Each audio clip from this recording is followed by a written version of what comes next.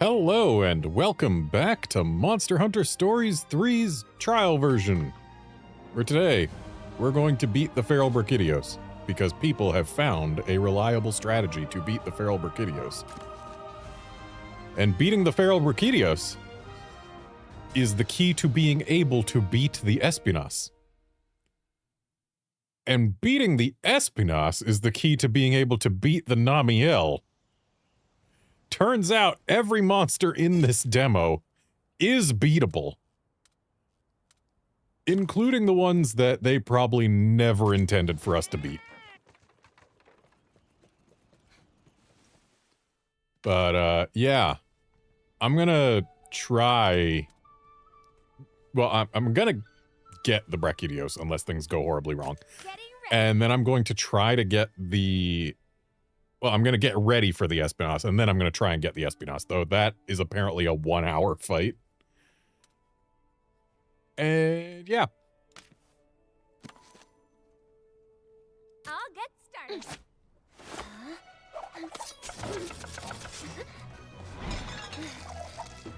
Yeah, we're going in with the stamina up, because it's the only one that matters for all these monsters that one-shot us no matter what. Bon appetit. Looks delicious. My compliments to the chef. Feeling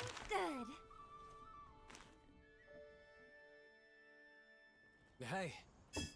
And then, for our battle ally, we've got Ogden, because he is good for the Brachy. He can give us poisons with his Puke. And he's got a hunting horn, which is nice. We're making sure that we have prioritized same monster set for his strategy, because that'll make him not want to attack his hands.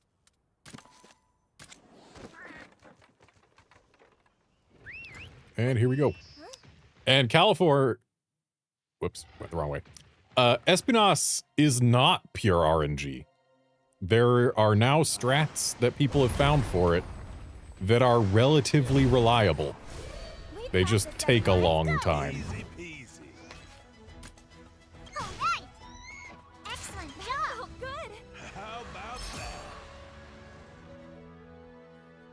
And incidentally, they require the Brachy hammer, and mainly, well, don't require. You can also use the Anja bow, but yeah, they basically just rely on blast for all of your damage.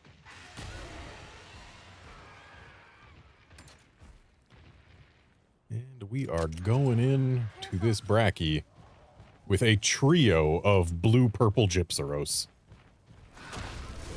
Watch out. Be careful. Here's a challenge. Okay. We got composure coming from our purple Gypsaros. That's great. And what we want to do is sweet spot. A lot of sweet spot.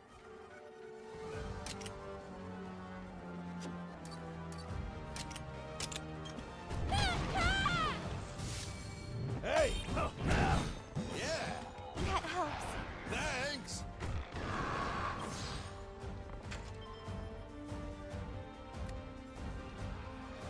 Alright, our bird is going for tail stun. That is the best option we have. We also could stand to use a sleep knife right now. If we get it, then we don't lose 2 hearts here, and ideally, this is the only turn where we actually lose hearts. No. Like, we shouldn't have to swap to the hunting horn at all, and unfortunately we weren't able to stop the stompies. So yeah, we are losing the hearts there, but that's just how it is.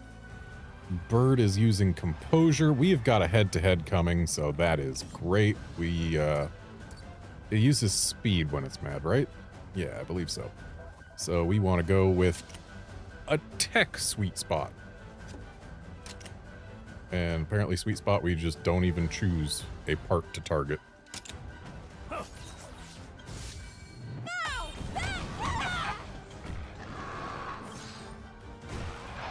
Thank you, kind.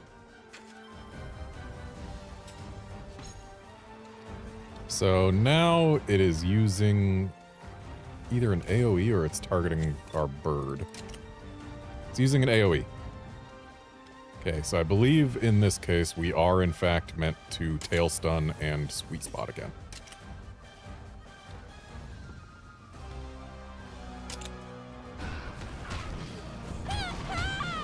Excellent! And there we go, it's staggered, so it's gonna miss whatever it tries. Counting on ya. Getting rough.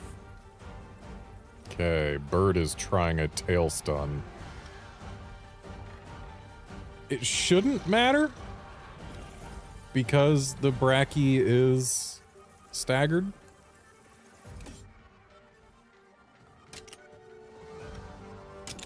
You okay? Thank you.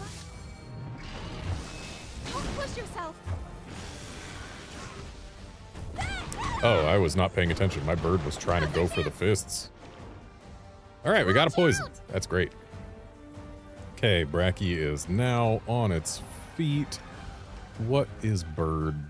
Bird is using second wind. If I use different bird... Actually, let's see. Brachy is using an AoE. Okay, I think we might have failed at this point. Unless we get a tail stun successfully. Let's go.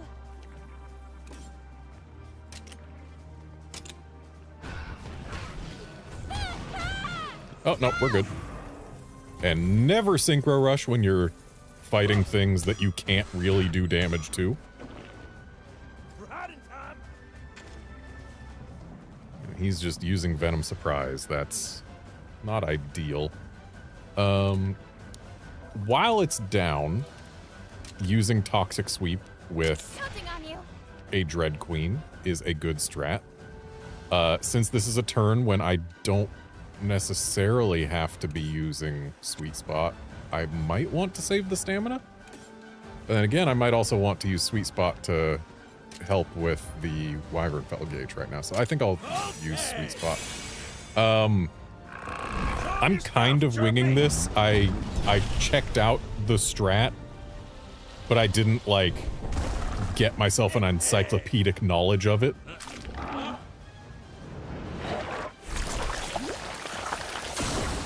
Got him. Dang, no noxious poison. Okay, let's get a bird back. Which bird do I want? I want the bird that is closest to Let's go. getting its thing full. And we can probably use a regular attack, especially with Ogden using that pit trap. All right. Excellent. Huh, staggered. Nice. Stamina management is supposed to be the actual key to this fight.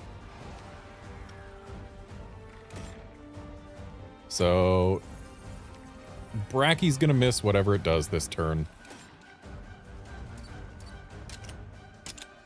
So, That helps. we just let things ride.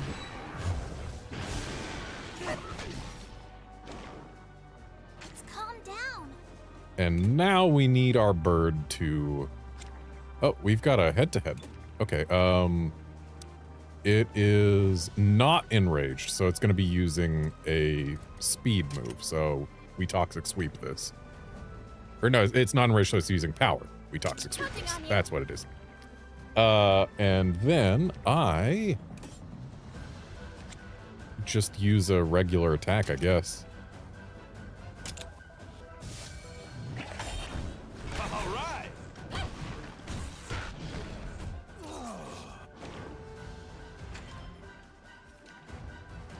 Okay, Ogden's using his special pair of knives. That's nice of him. And we need a bird. Let's swap to one that does not have full kinship because we want to try and get as much kinship as we can with as many birds as we can. And then we sweet spot. Now's our chance.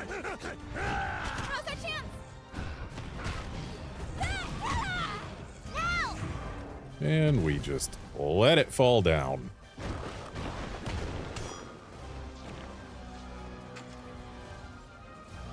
Okay, bird's giving us composure. That's great. Though, we might want to try for another toxic sweep, because if we can get that noxious poison, it does speed up the fight. And then I don't think I sweet spot this turn. Good one. You're on a Dang, roll. no Nox poison. Counting on you. Thank you. Watch out! Okay. It is attacking our Monstie while mad, which means this is where we bring in our Cuckoo for a fireball. You can use any tech Monstie for this, but Cuckoo is a good option because fireball just has a chance of getting you that extra little bit Go! of passive damage and speeding the fight up even more. And then I can sweet spot. That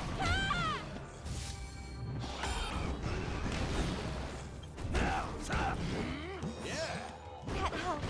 Nice job. This will do it. Right in time. How's your chance? All right. Since it's going to miss whatever it does here, maybe we try another toxic sweep. Counting on you. And I do a standard attack.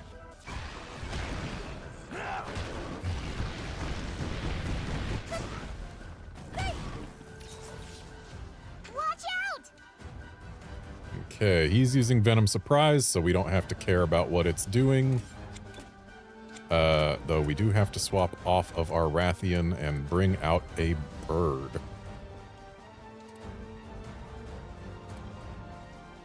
Let's just let the bird do whatever it's going to do. And I will sweet spot. Okay. Show 'em your stuff. How about that?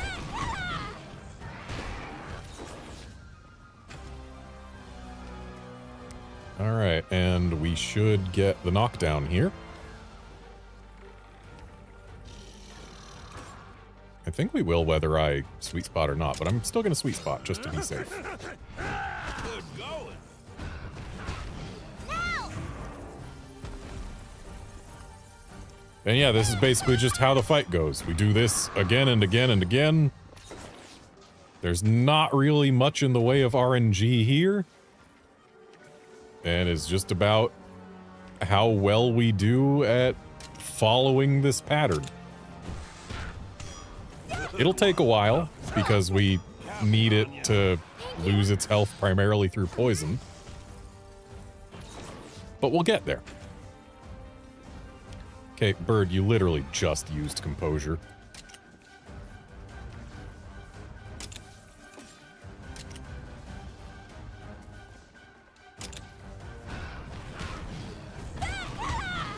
How's our chance?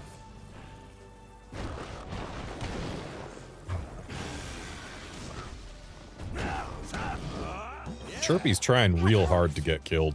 How's your chance?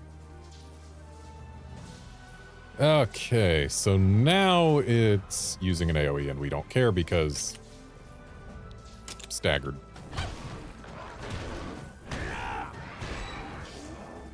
Ooh, nice para. I guess the para meant nothing.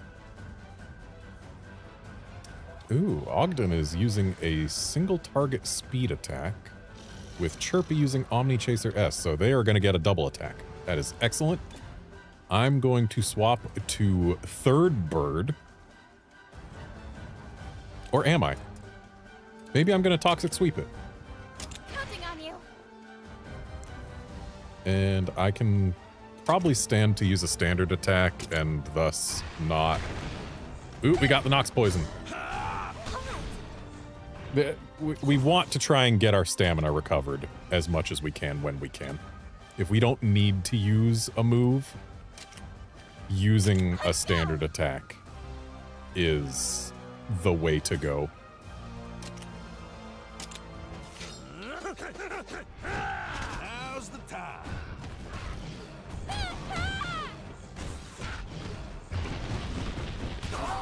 And we've just failed because I made a mistake. We needed to use a kinship there. I wasn't paying enough attention. So, time to go try that again. And looks like our meal effect does not tick down during the Brachy fight, so that's good. So, once more from the top. It's a strong one. Okay, we are opening with a head-to-head on our Monstie. We might as well do a toxic sweep in there.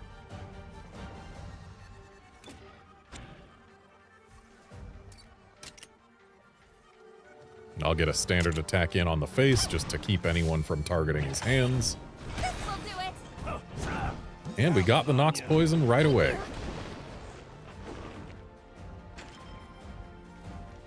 So now we bring out Bird. Let's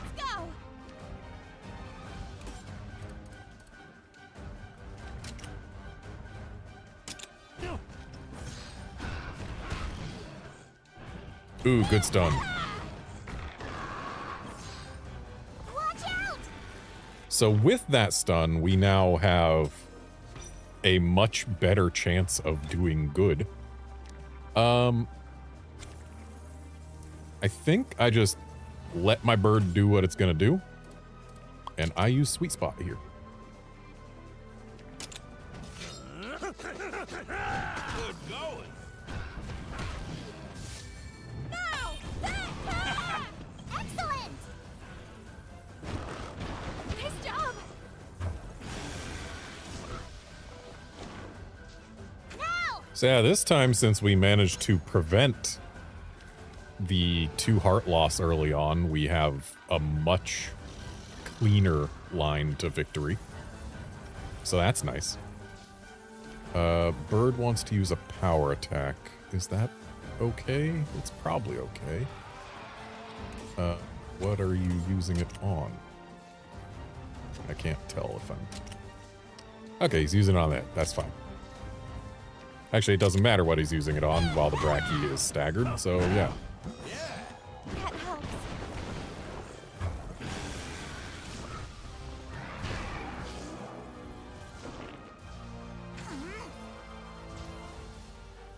Okay, it's back to normal. So Ogden is asking to lose a heart right now.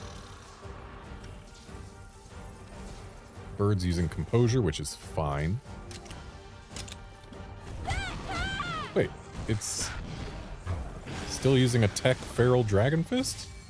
Or a Speed Feral Dragon Fist, rather? Thank you. I guess it's still mad I wasn't paying attention to things. What was it back to normal from then? I don't know.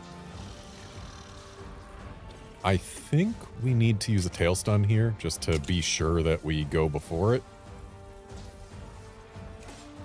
I don't think a sweet spot is necessary, but I'll go for it just for safety.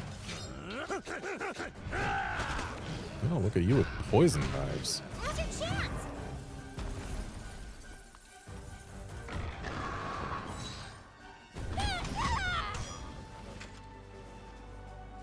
All right. And now we try for another Nox Poison. And I just use a regular old bonk. You're on a roll. Classic. Good one. Nice job.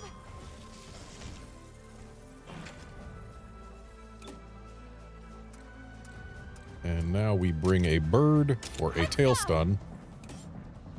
And we sweet spot. All right. Excellent. Right in time. Now. Composure should be totally fine. Thanks. It's calmed down. Okay, with it being calmed down, we need to use a speed move, so let's get another toxic sweep. And I guess I'm stuck doing just a regular attack. because I lack stamina. Oh, he's using Venom Surprise. I wasn't watching. I needed to pay more attention. Hey, we got the Nox Poison. Okay. Back to a bird. Let's get a tail stun. Let's go. This is a multi-target move. But we should get the stagger, so it shouldn't matter. Now's your chance. Yep. I didn't even need to use Sweet Spot. I could have saved the stamina. I need to pay attention to how much of the Wyvern Fell Gauge tail stun gets rid of.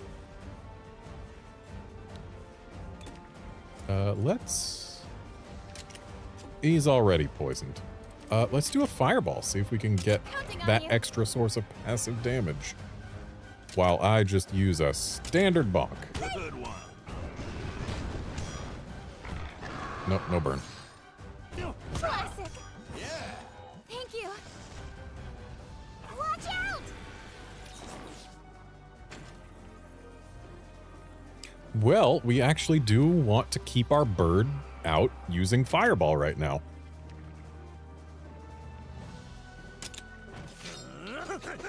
Now's the time. All right. Excellent.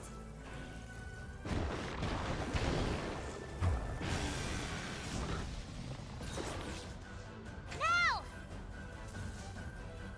Okay, so now we do not need bird. Looks like the Nox poison has fallen off, so let's try and put that back on. And then we sweet spot. Nope.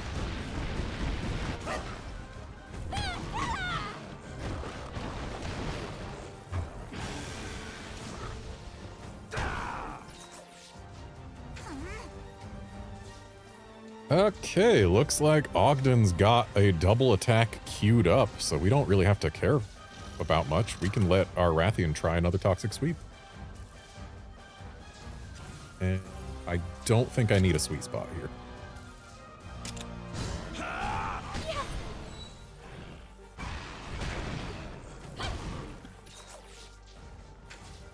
Okay, now I do need a sweet spot and a tail stun. So let's get this bird in, do that, and sweet spot. Okay, tail stun gets rid of a whole block. Good to know. Counting on you. That helps. We're out of time. And now that this bird is full on kinship, we need to work on it with another bird. So let's use composure. Let's go. Been a while since we last got one of those, I believe. And then I can sweet spot. Now's our chance. Thank you kindly. Watch out.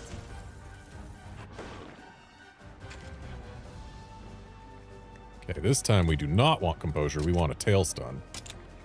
And I don't know that I need sweet spot, but I'm gonna not use it because I can't. Excellent. I didn't need it. Excellent. Now. So now we just let our bird do what it's gonna do. Well, I'm gonna use a standard attack to get some stamina back.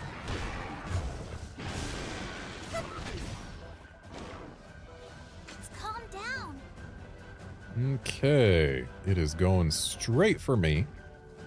We can use Firebird just to get a little chance at that extra passive damage. What? Eyes up. But it's not mad. Right, because it's not mad. I'm a fool. Whatever. I lost one heart. I've got more where that came from. And hey, losing a heart gives us a ton of stamina. Okay, let's swap monsties. We need quite a bit more Dragonfell, don't we?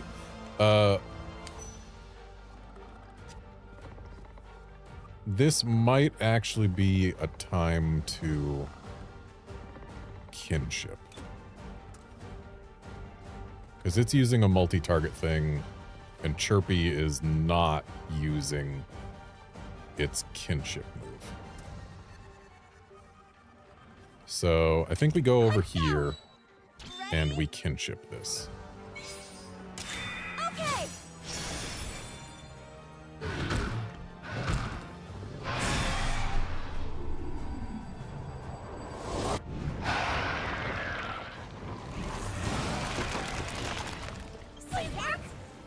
Nice Nox poison.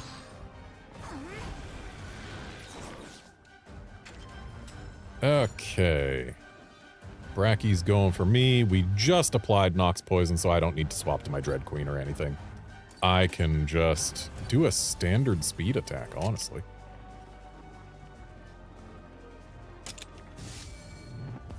I'm a fool again? I need to pay attention to what state this Brachy is in. I just wasted 2 hearts. Thank you.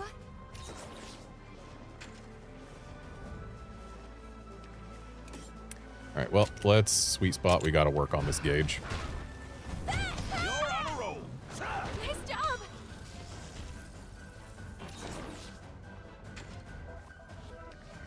Okay, it is using a speed attack because it is mad. I need to not be a fool. Counting on you. And this will be a double attack. Oh, Chirpy's using Venom Surprise. It doesn't matter what we use. I wish I could tell him not to. We're fine. Okay.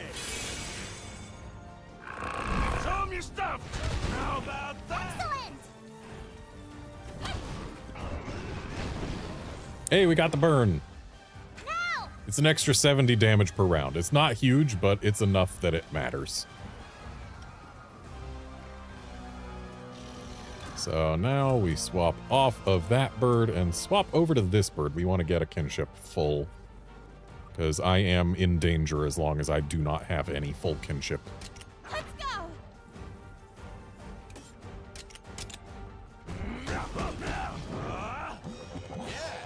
That helps.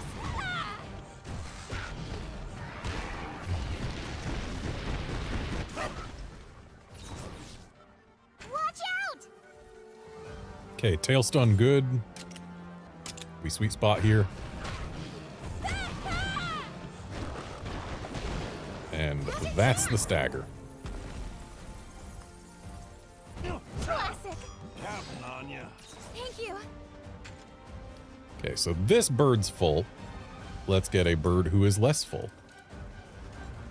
And sure, we can have it use composure. Counting on you.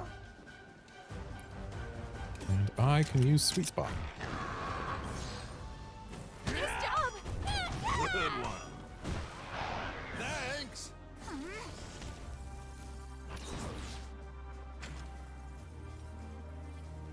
Okay, it's using a multi-target move.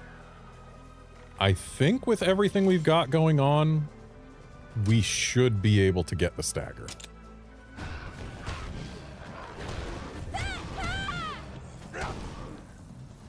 Oh, we didn't, but I lucked the heck out with that stun. Okay. So this time, we'll get the stagger. This will do it. Excellent.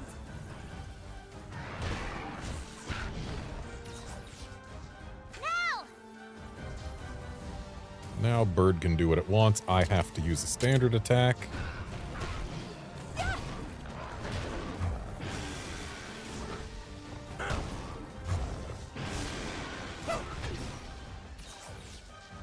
Right in time. Calm down. Okay. It is going to use a power move because it's not enraged. Let's go. So we're going to use that. I think we still sweet spot.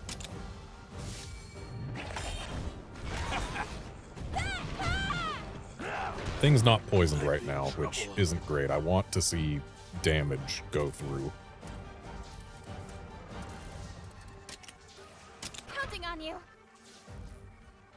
So tail stun will get us the stagger, so I don't have to use a sweet spot, which is good because I can't afford to. Now's your chance. Hey. I'd love to see someone poison this thing. But I need to swap birds. We now have 2 birds at full kinship, which gives us a decent bit of leeway. Let's go.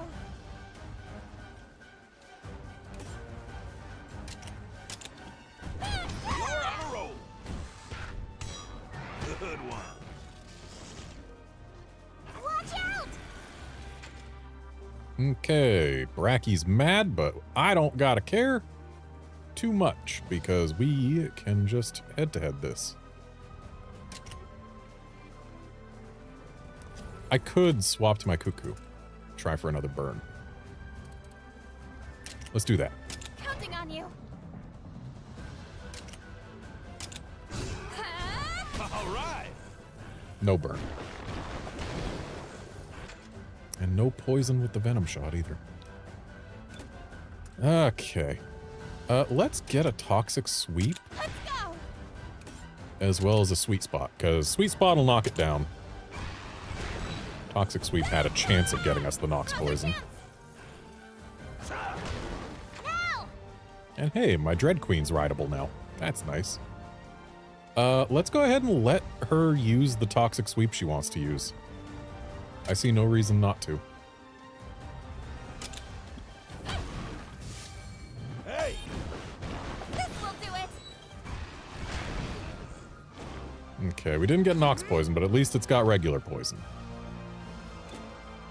And now we need a bird here to use nothing. It doesn't matter. Venom surprise is happening, so we can let this toxic sweep ride. Okay. Got him. Now's your chance.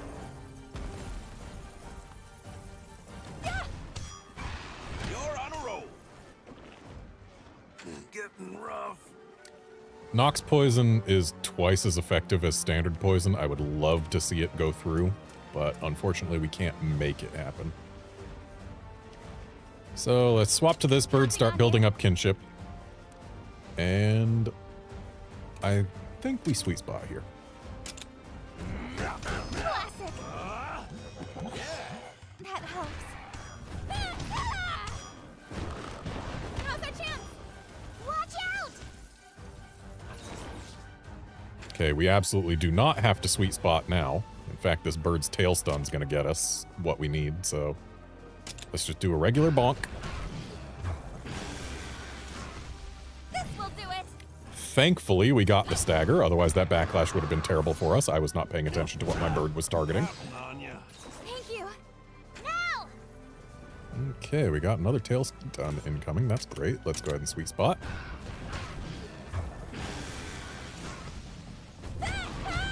Apparently this bird just really wants to get backlashed. Let's calm down. Okay, Ogden and Chirpy are going to double attack it. That's great. I can just go for a regular bonk. All right. Yeah. That helps.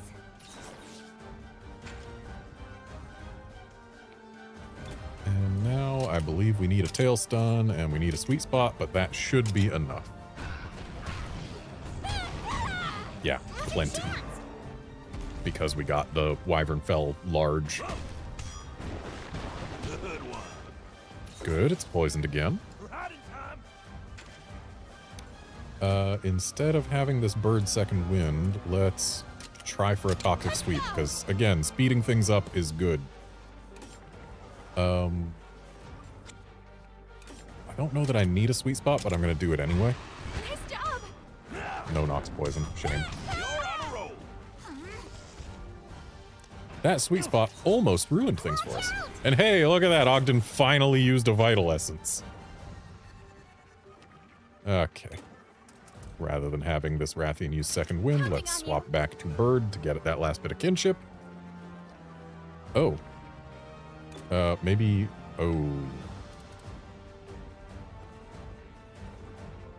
That's not ideal. Let's use composure. Hey, now's our chance. There. We're fine.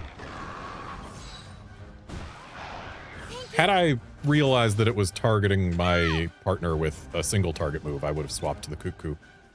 Because then we could have tried for burn.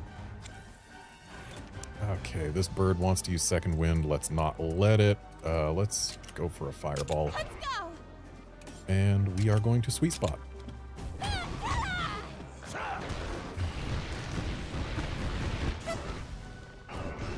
will do it. Nice, we got the burn. And it is targeting Chirpy, so that's fine. We don't have to worry too much.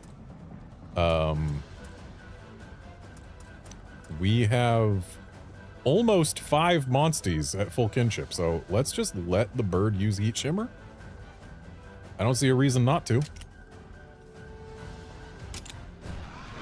helps. Nice. Now. Yes.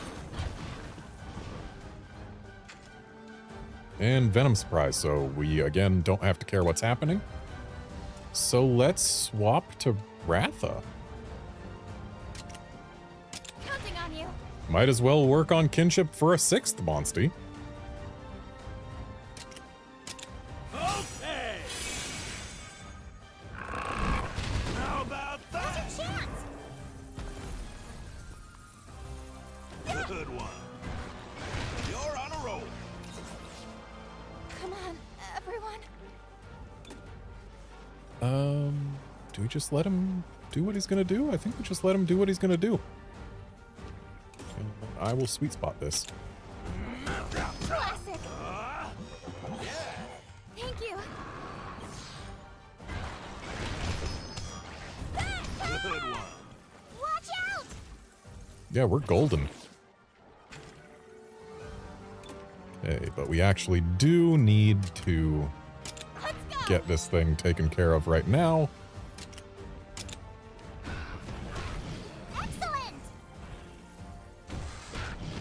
Hey. Now. And now let's try for a toxic sweep, because we don't need anything else at the moment, and I would love to speed this up with a Nox Poison, but alas. Good going. At least we've got it regular poisoned again. Calm down. Okay, so it's going to use a power move. Unfortunately, my Rathian can't double with us, but I can just use a regular speed attack at this point, honestly.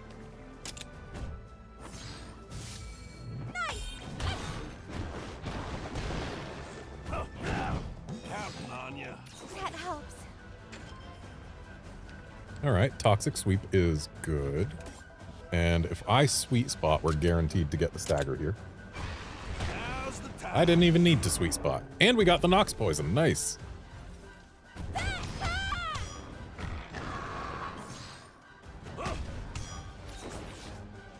Might be in trouble. Okay, since it's down, let's go for a Fireball, see if we can get that extra damage over time. And I'm going to just use a standard attack to recover some stamina. Thank you. Nice job. Yeah. You're on a roll. Watch out. Unfortunately, we did not get the burn, Out of time. but we've got another shot at it here because this is a double attack incoming with a Fireball. No burn. Good going. Now's your chance. Yeah, let's go ahead and let the bird try for Fireball again. If we can get it to go through, that's an extra decent amount of damage. But again, no burn. And looks like the Nox Poison is done. We got a chance for a double attack here, though, so let's go for another burn. And I'll just do a tech attack for the double. All right. Still no burn. Okay, Chirpy's using debilitating lilt, which isn't going to interrupt this. So let's again go for a burn. Actually, no, let's... Nope, I can't go for Nox Poison. Never mind. So yeah, let's go for a burn, and I will use Sweet Spot. I don't think I need to. I think Fireball will get it just fine. But just to be safe, I will Sweet Spot. Oh, Fireball did not get it. And Brachy was faster than us. I just threw away a victory. We were doing so well, and I just threw it away. I thought I would go before the Brachy, because I basically always do. But I guess I need to be more careful in cases like that. I have gained good information. Unfortunately, it was at the cost of lots of time. Watch out. Be careful. Here's a challenge. Okay, right off the bat, we've got it going for us. I can't do anything too special here, so I guess we'll just Sweet Spot it. If the tail sweep counted for doubles, I totally would have done that, but it doesn't, so just a Sweet Spot.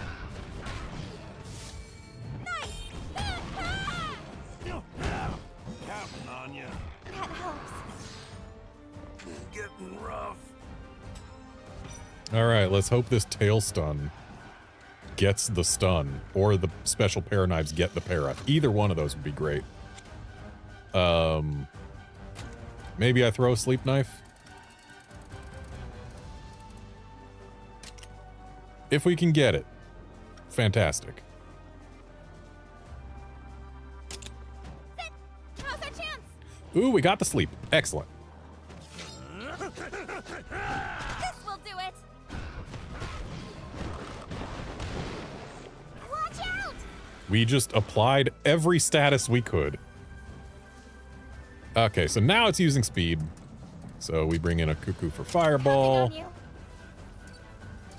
We get the double attack. No burn.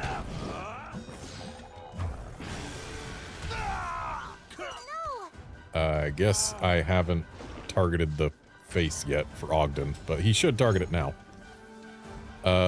Cuckoo Fireball should work. We should be fine here. Yeah, we'll be fine. Excellent.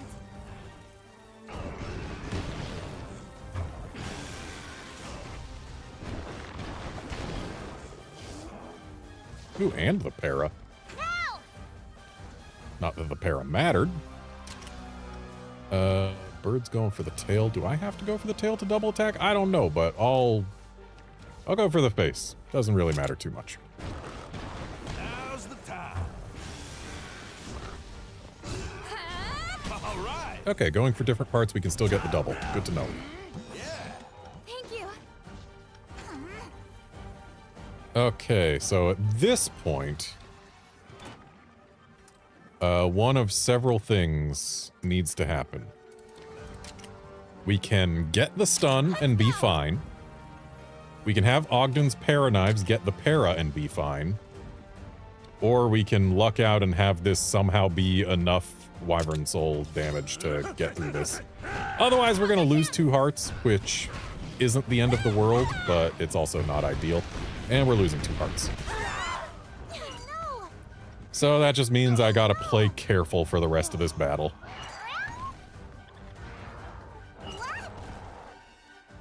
And Ogden is done for a little bit. That's unfortunate.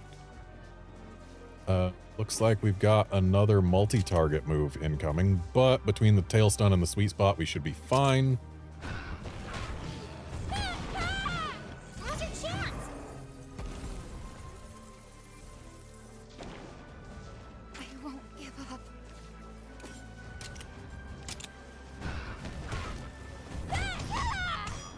Watch out! And Ogden's back. At this point, I think we lose if it doesn't get interrupted somehow. Because, like, I don't have any kinship moves I can use to stop this. So yeah, we need either the pit trap or the tail stun or somehow enough wyvern fell damage, but we're not going to get the wyvern fell damage. So yeah, pit trap or tail stun. One of those has to work or we lose here. You did it! Okay, pit trap works. Excellent. We take those. Right in time. And it is going to stay in the trap for a bit, so that's good. We can swap to a different monstie. In fact, let's get a toxic sweep. Counting on you. I don't need a sweet spot. This will do it. Nice, we got the Nox poison. Hey.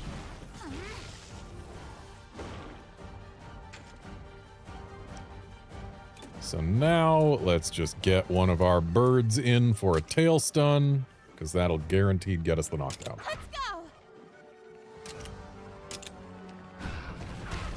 Excellent. Or the stagger, rather, which is just as good. Yeah.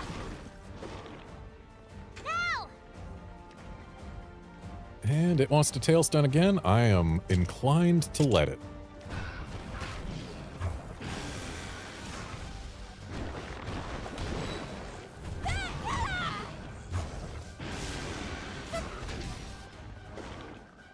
Let's calm down. Okay, it's going for Chirpy, who is going to beat it in a head-to-head. I think we can allow ourselves to recover some stamina here. Nice. All right.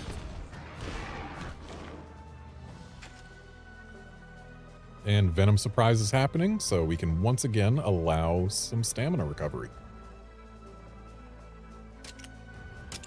Okay. Got him. Now's your chance. Yeah.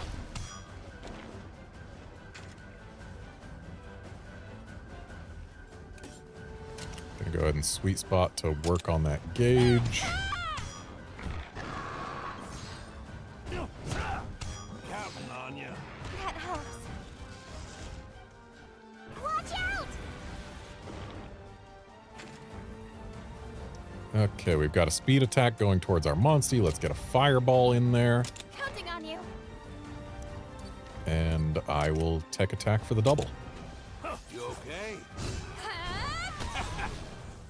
We got the burn. Hooray for extra damage. But now we need to do some wyvern fell. So let's get Let's go. a tail stun and let's get a sweet spot. I don't know that we need sweet spot, but I'm going for it anyway, just for safety. Yeah, we needed it. Now. Okay, it's coming for me with a speed attack. We can go for another double with the bird for an extension on the burn. Counting on you.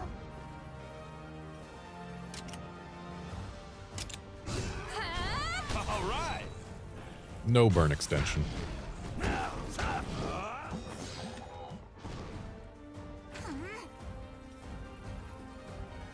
Okay, and now Ready?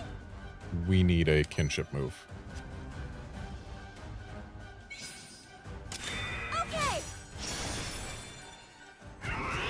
Support friendship. Yeah. Thank you.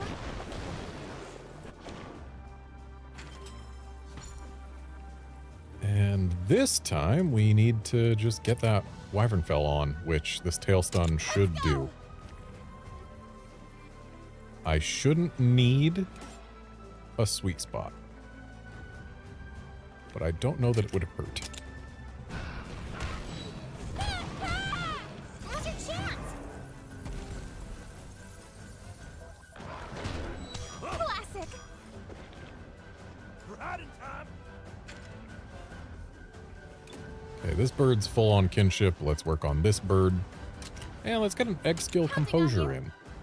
We haven't gotten any of those yet on this attempt. And I'm going to sweet spot. Nice job. That helps. Good one. Watch out. Okay, tail stun's good. But we've got a multi-target thing incoming. We need more than just tail stun. I think we need a kinship here. So let's swap to this bird. Go. Ready? Hop on. And kinship. Okay. Sleepwalk. And hey, Nox Poison. We like Nox Poison.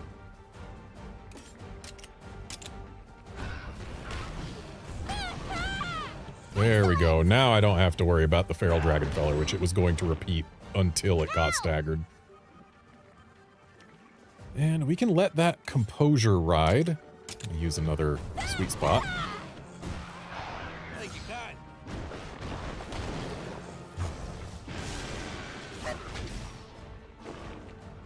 Let's calm down.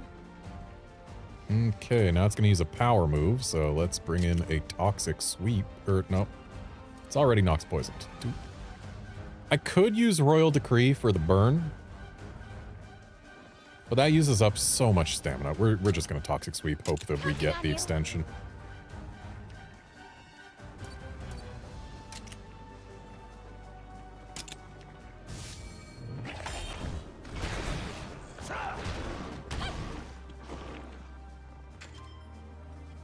Okay.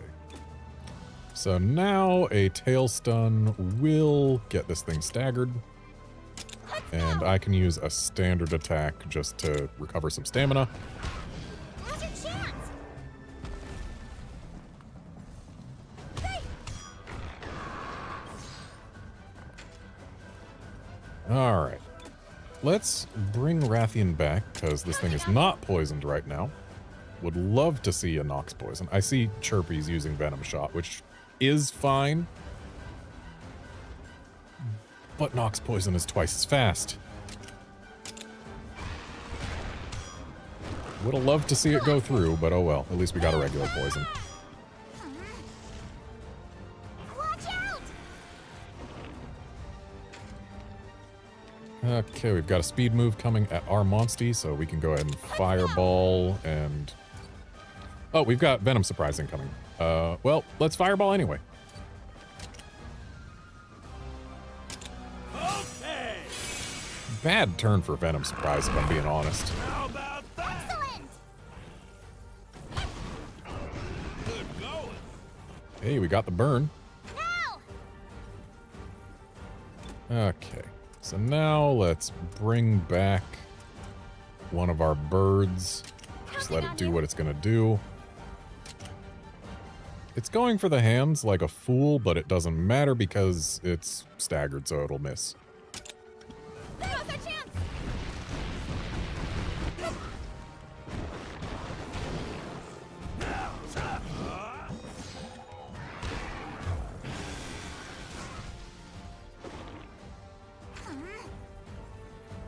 Okay, looks like Chirpy and Ogden are getting a double attack, so we can just let them do what they're gonna do. I'll sweet spot to work our way towards this stagger. Hey. Counting on Why didn't they get a double attack? They both used tech. Oh, because he was using a skill. Can't double attack when the rider is using a skill. That's what it is. Okay. Let's use a tail stun. I don't think we need more than a tail stun to get this stagger. And we in fact did not. You're on a roll. Nice job. Okay. So now let's go for a Toxic Sweep, Let's go.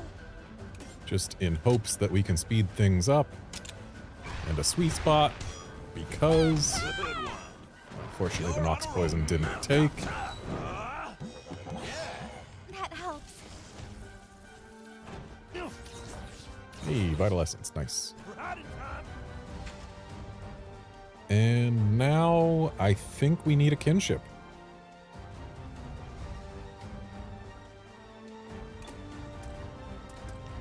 Which, good news, using a kinship move will apply Nox Poison. Ready?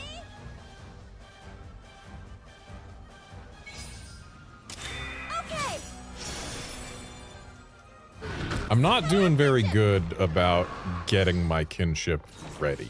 Like, I do not have enough kinship right now. Should I swap to... Yeah, I should swap to this bird. Let it tail stun, because that way we can get a full kinship faster.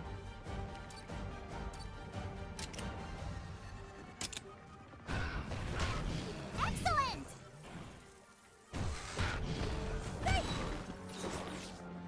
Now. And now let's swap to another thing that can get us kinship. Let's go for this bird. Just let it do what it's gonna do. While I sweet spot.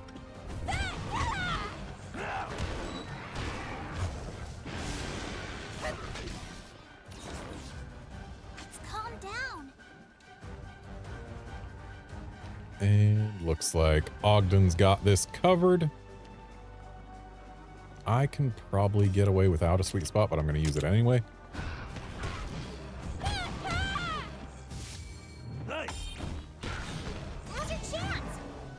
Probably would have been better if we didn't get the topple there, but whatever. Composure is totally fine. We will let that happen. Okay. Why are you using Venom Surprise when it's down? What a waste. Thank you. Watch out.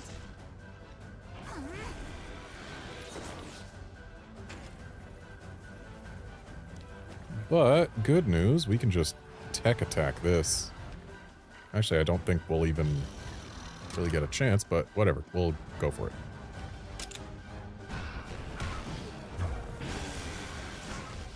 This will do it. Counting on you. That helps. Now. Okay, bird can use power attack. That's fine.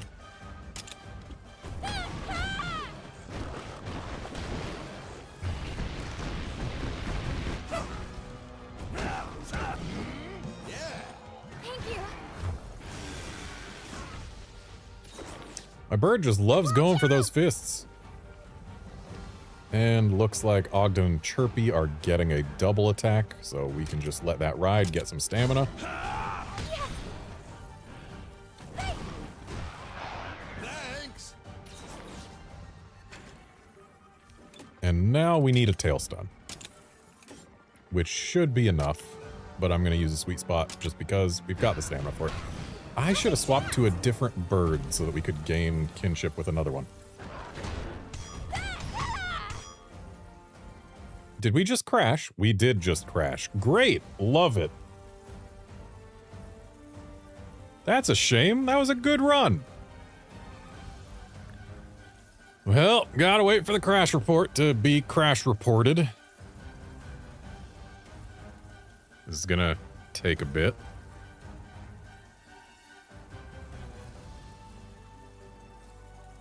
Dang.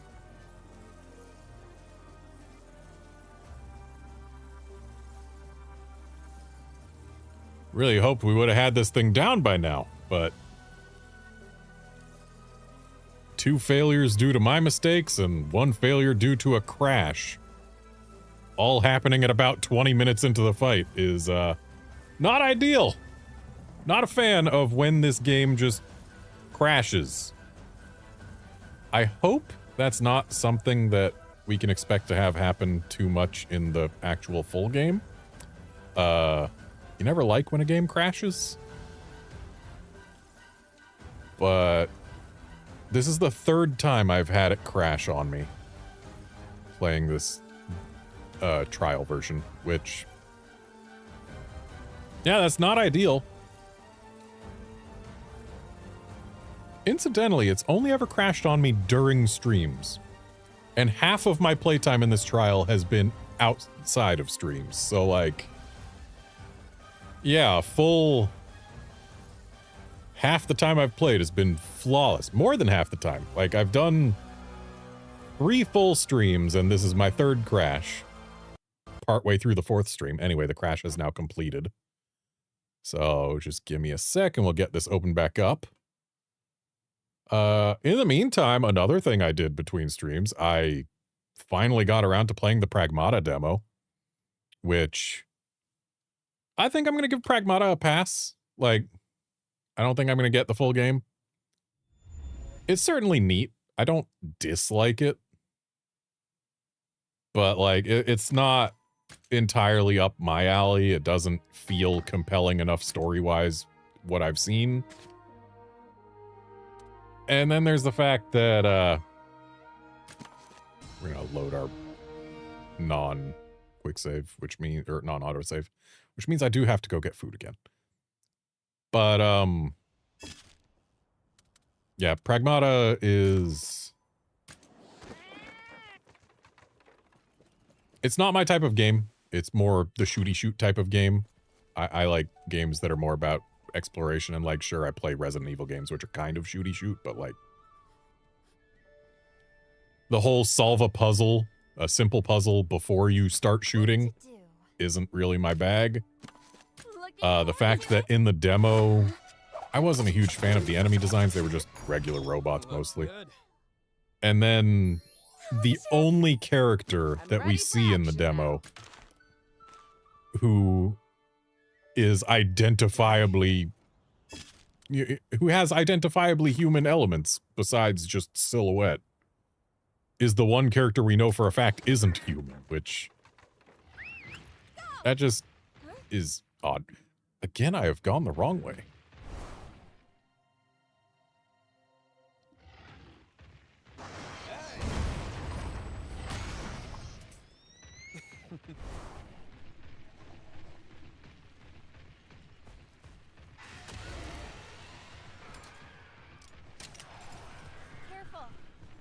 Okay.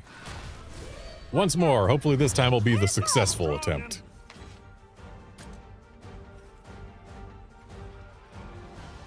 Okay, Chirpy has elected to lose a head-to-head on turn 1. I should use a standard attack on the head just to get Ogden doing the right thing.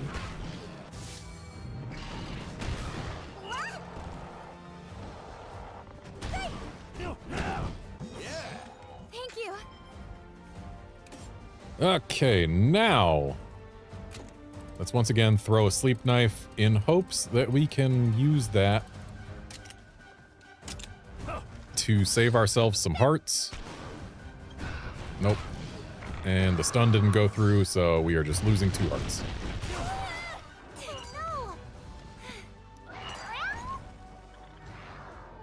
Yeah, Outlander, you in fact did not miss the first Brachy slay because the first 2 attempts I messed up at like the 20-minute mark, and it was my mistake that caused failures. And then the 3rd attempt, the game crashed at the 20-minute mark, which was not my mistake, but it still effectively is a failure. Ogden, why are you going for the hands? Did I? He shouldn't be going for the hands. I know for a fact that I got the strategy set before the last manual save, so I guess... Sorry, everyone. Did it somehow get reset? Maybe it gets reset between loads and it doesn't save your strategy setting. Well, either way, Ogden has elected to potentially turn this into a failure for us, so good job, Ogden. Great going. So at this point, I need either the tail stun to get the stun, or I need this sleep knife to work. And neither one happened, so failure. Failure obtained. Princess! No! Princess! This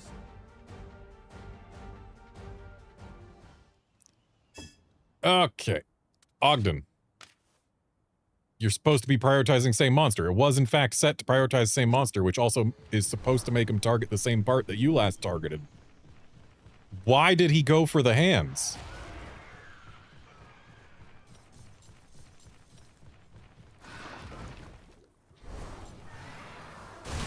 Shame that doesn't do much. Watch your back. Be careful. Here's a challenge. Okay, this time Chirpy has elected to successfully go for the head-to-head win here, which means we can double attack, get a nice thing going. Thank you kindly. Oh, now, counting on you. And now, tail stun or sleep. One of the two has to go through if we want to keep our 2 hearts.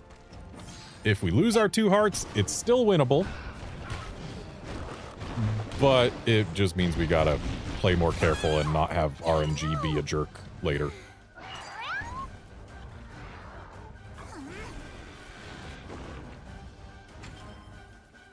Okay. Let's get a fireball in,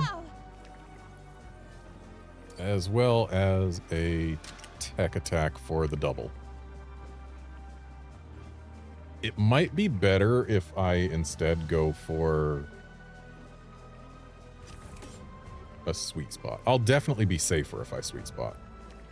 But Ogden's using his special pair of knives, so we'll probably be okay regardless. His special pair of knives didn't get the para.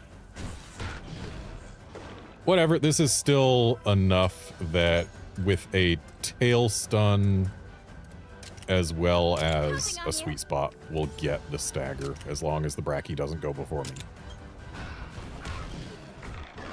Hey, we got the stun. Which, lucky, because we actually didn't get the stagger. Okay. And looks like we get another chance to try for a burn. And this will be a double and also get the stagger. Ogden trying them knives again. Got the para this time. All right. And we got the burn. So burned and poisoned. Great. So now I need to bring this bird back. Need to let it work up its kinship.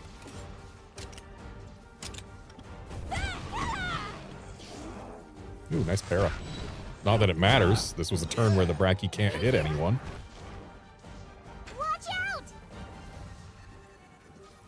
And Ogden's using a pitfall trap, so we are fine this turn as well. I'm still going to sweet spot. All right.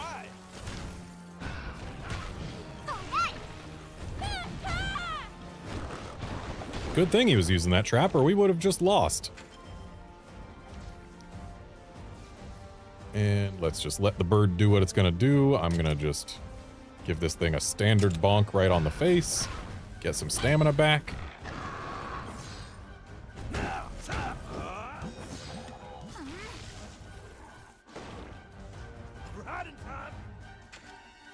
And let's swap to another bird. As much as I would like to get an egg skill composure in, a tail stun will get us the guaranteed stagger.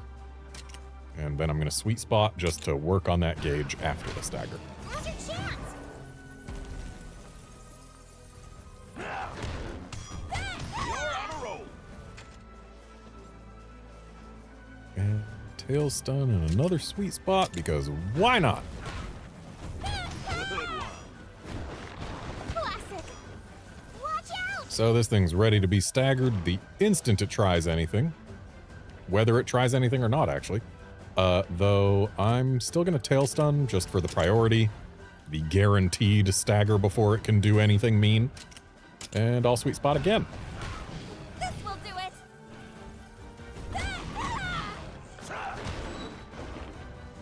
Now! And instead of having this bird second wind, let's get a toxic sweep in and hope that we get the Nox poison.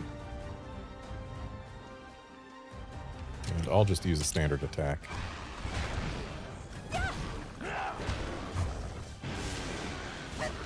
Unfortunately, we didn't get the Nox poison. Calm down. And Chirpy has elected to lose a head-to-head. But that's fine. Now's the time. Got the Nox poison. Are you okay? Now's your chance. there's the stagger. Come on, everyone. All right, let's swap back to a bird so we can get more kinship built. Let's go. You're on a roll. Nice job. Counting on you. That helps. Watch out. All right, Ogden and Chirpy are getting a double attack in.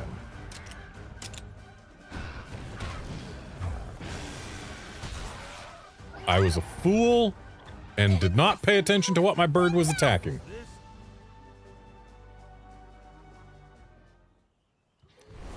Okay, that one was my fault. Cannot let lapses of attention go through. Watch out.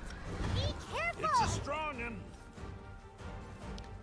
Okay, turn 1. It is going for my Monstie with a power attack. We can try for a toxic sweep. On you. And I'm just going to go ahead and use a speed attack on that face. It's not going to be a double attack because toxic sweep is a multi-target. And we didn't get the Nox Now's poison. our chance. But we did get a regular poison, so at least there's that. Thank you. And now we return to our regularly scheduled turn 2. We either lose 2 hearts, or the tail stun works, or the sleep knife works.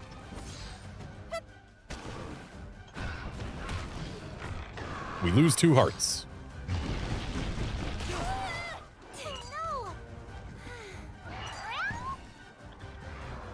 What?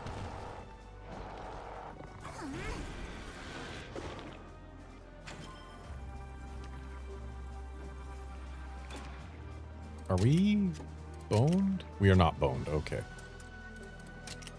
We gotta fireball this. Counting on you.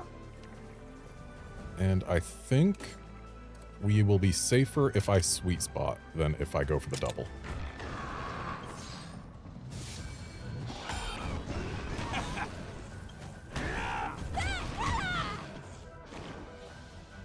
Much safer. Okay, now we bring back a bird for a tail stun, which will get us the knock or the stagger, which is what we need.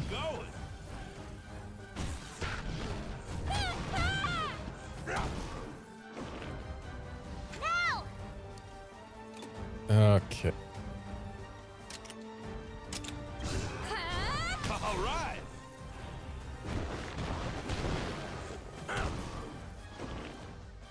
Watch out. And now we need another tail stun. Let's go. And I have to sweet spot. And that might not be enough, actually. On you. That helps. That's not enough. So I have failed this one because I thought we had just a little bit more Wyvern Fell application than we did. No. But whatever. No. I'm much more fine with an early failure than a late failure. And it's almost like this fight wasn't even meant to be done during the demo, and the fact that people found a way to do it is already impressive. Watch your back. It's not like it's meant to be easy. Challenge. Okay, it's going straight for my face. We are fine with this. In fact, I can... No, I shouldn't sweet spot. I should just do a regular speed attack, which Chirpy is going to double with me for.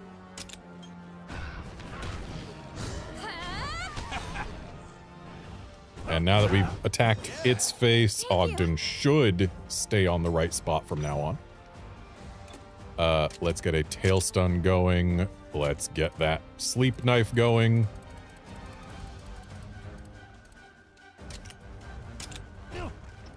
For the chance at saving 2 hearts, but we did not save 2 hearts. No. Really would like to get another chance to save those 2 hearts. Having more room for error is nice. Okay, Ogden's got this covered. I'm gonna get to sweet spotting.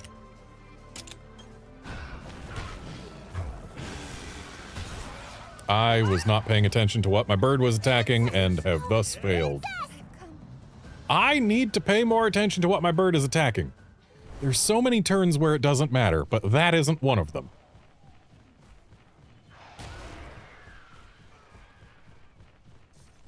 Need to get used to micromanaging my bird. Watch out. Be careful. It's a strong one. Okay, Chirpy has elected to fail the first head-to-head.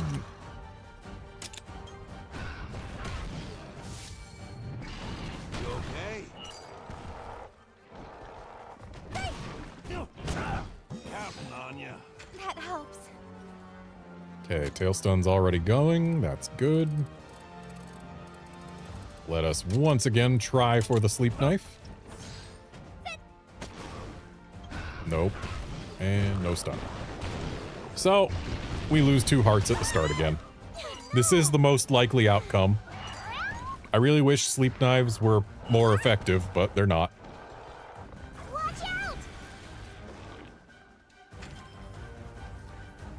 Okay, Chirpy using Venom Shot. We can double with that. It might be wiser to not try for the double, but I think it'll be okay. Oh, no double is happening because tail stun got the stun this time. Okay, now we need the tail stun and we need the sweet spot. But we'll be fine once those go through. They didn't go through because the Brachy was faster than me this time. No. Princess. No. Princess. It's so rare that the Brachy goes before me, and yet sometimes it just does. So we need another run to get past this opening segment. Watch your back. Be Here's careful. a challenge. Okay, it's going for our Monstie at the start. Let's go ahead and swap for a Toxic Sweep. Counting on you. And gonna go ahead and just bonk the head to encourage Ogden to attack not the fists later on. And we got the Nox Poison. That's great. Love an early Nox Poison. Thank you.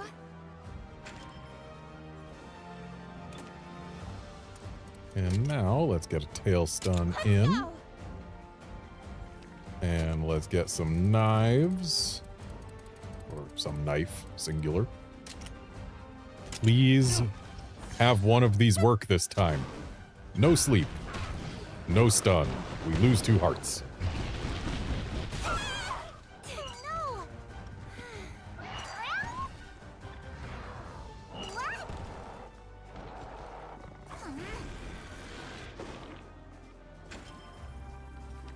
No. Okay, we can double this. So let's bring out a bird.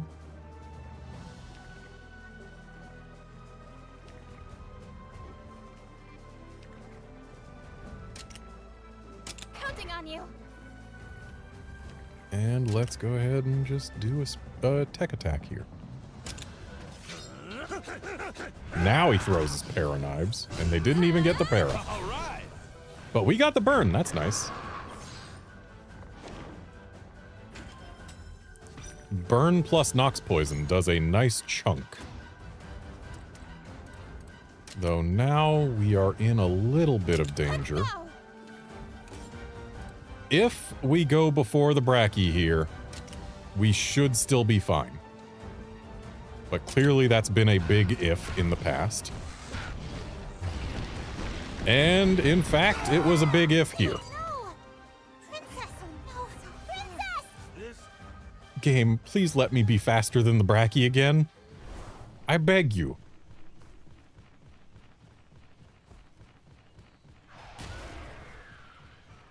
I've gotten to go before the Brachy so many times. Why not these times? Watch out. Be careful. it's a strong one. And yeah, Califor, I wouldn't be going for this myself if not for the fact that people had found also a semi-reliable strategy for the Espinas. And I want the spiky boy. What is Brachy doing? He's going for Chirpy, isn't he? He's not going for Chirpy. What? Is this turn 2 and I wasn't paying attention during turn 1?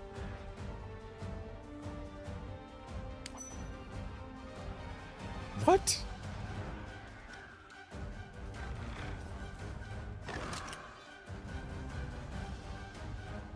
Okay, it looks like he's going for Chirpy. Shouldn't there be a line to Chirpy? I don't know. Whatever. We bonk face. He is going for Chirpy.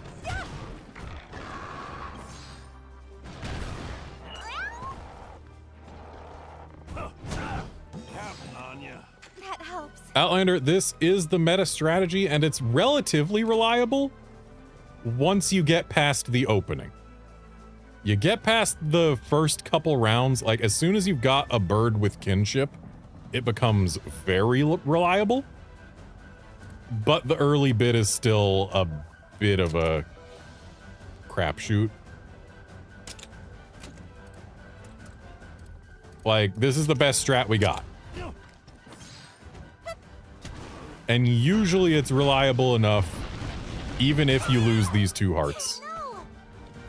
I've just been... like, part of my mistakes have been going for things that I should.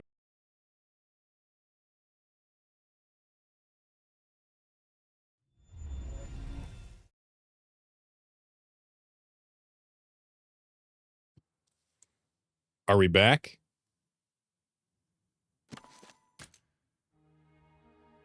Okay, game and me should both be audible. Is that the case?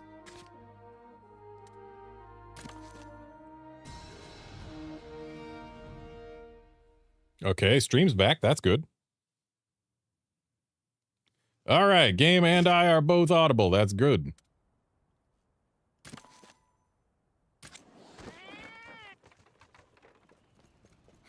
So let's get another meal cooked here. Getting ready. I hope you like this one. Oh, neat. So I don't know what caused that crash. I'll have to check things out later. It wasn't temp related, I know that much. Like, nothing overheated or anything. Which was a minor concern. Not a big one, but a minor one. Mainly because, I recently swapped my PC's everything into a new case. And also, swapped in a new power supply.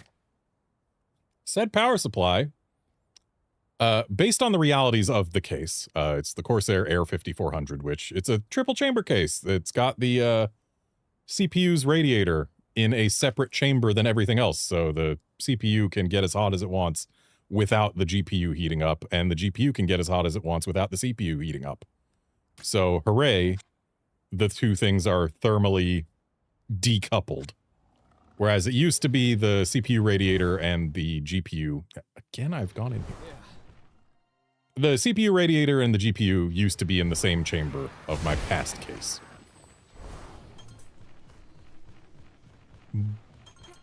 Which meant that if the GPU got hot, the CPU... excuse me. The CPU also got heated up. But now the CPU's radiator kicks out its heat out the side of the case on the same side as the power supply's intake. The power supply, by default, would...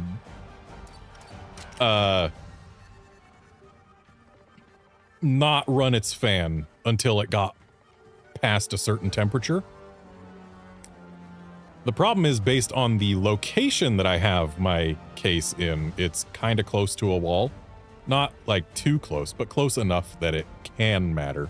When the CPU is getting really hot, it can heat up the power supply because the power supply is sucking in some of the CPU's hot air when it is sucking things in.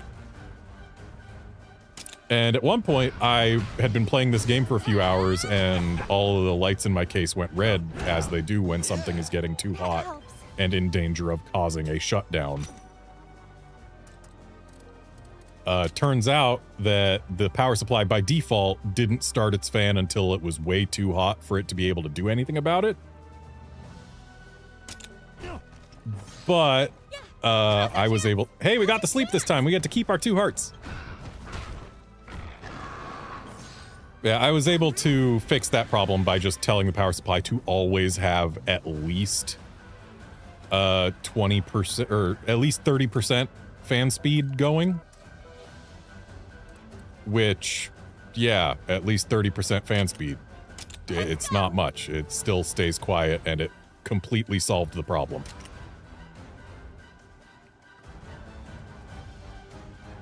I can get a double here. I think I might be better served by doing a sweet spot.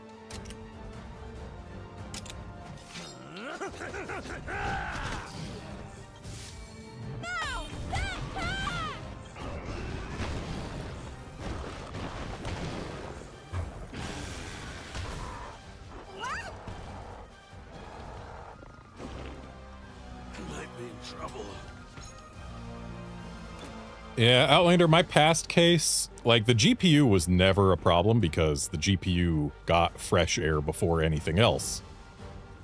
But the CPU, when my GPU got hot, the CPU would heat up more. And a 14900K is notoriously hard to cool. So, considering I was CPU blocked in games more often than I am GPU blocked, I figured anything I could do to help the CPU stay cooler would get me better performance, and sure enough, it does. Anyway, a tail stun here will get us the topple. Let's work on it with the bird that actually has kinship. And then I can sweet spot again.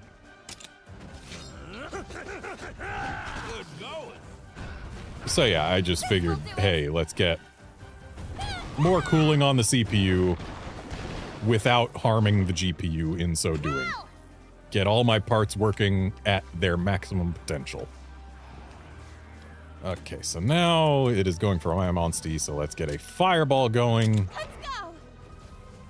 With luck, we'll get a burn here, and we will get a double. We will not get a double because the para happened. Thank you. And we didn't get a burn. Watch out!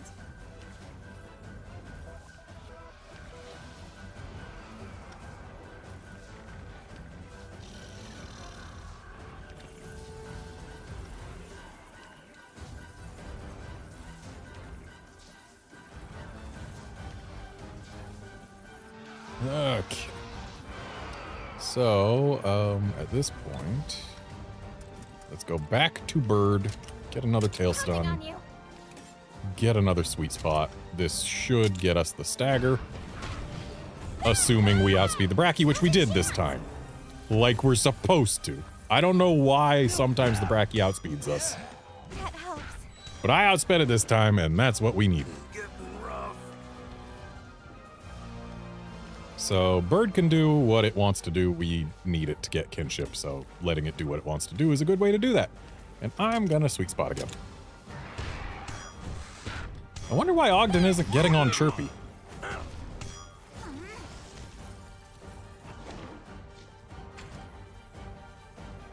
Okay, Ogden's using a pitfall trap, so we don't have to have our bird do anything special.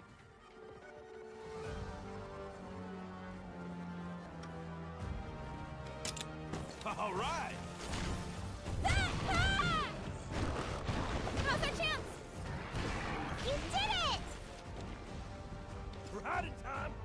And now Ogden gets on his bird. And my bird is not at full kinship, so we are going to let it use composure. And I'm just going to use a standard bonk. Thank you. Now our bird is at full kinship.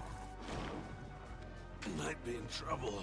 And if we have one of our other birds use a tail stun, then we get the stagger instantly. Let's go. And I will sweet spot because we've got plenty of stamina. Now's the time.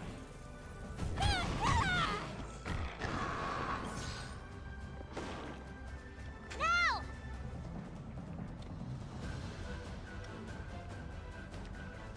I swear, the game and my PC had better not crash on this attempt. We've got the 2 extra hearts and things are going great so far.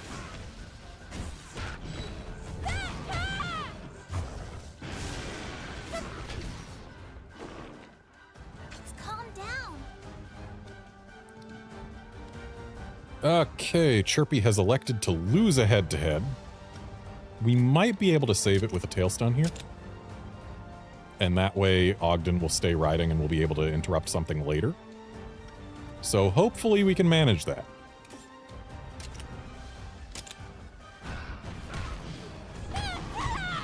Or we can save it by getting that stagger. That works too.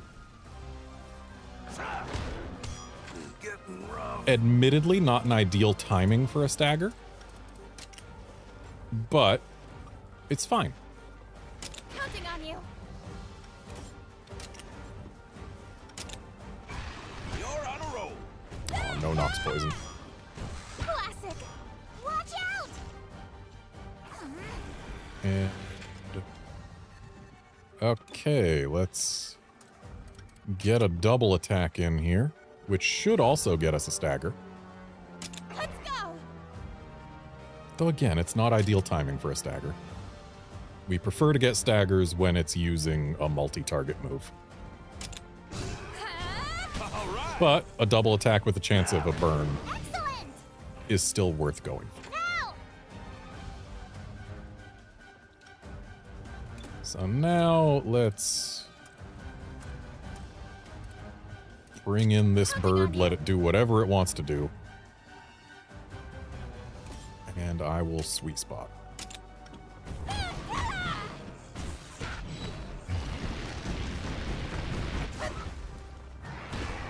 Watch out.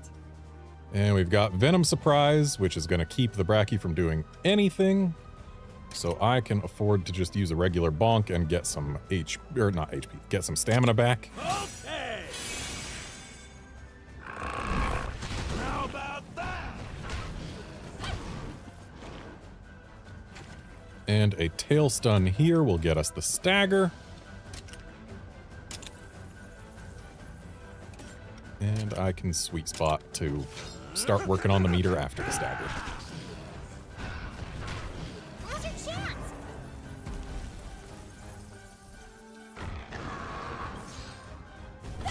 Good one.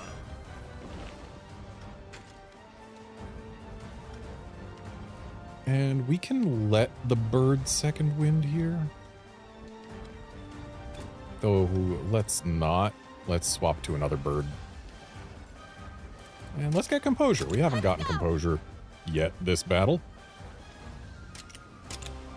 Nice job. Counting on you. That helps. You're on a roll. Thanks.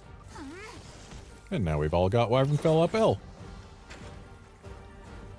Though, bird, let's not go for another composure. Is it going for you? It is not. So this is a multi-target move. I need to use one of my kinships. Or rather, I need to use my only kinship to guarantee survival here. I don't have to guarantee survival, because we do have the 2 extra hearts, but I'd like to keep them. You. Plus, using this kinship will get us a Nox Poison, which does speed things up. Okay. Sleep back.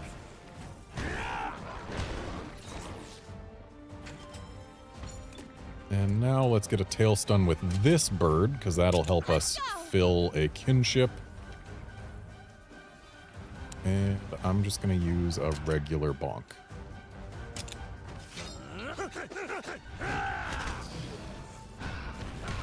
This will do it.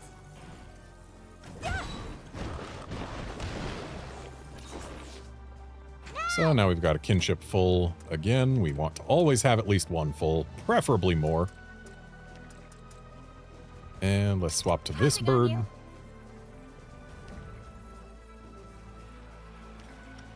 Hey there, Curbster. And then we will sweet spot.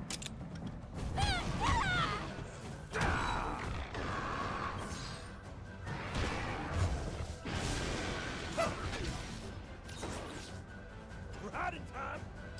Outlander, in this case, we want to use our kinship moves specifically to prevent an AoE move from happening.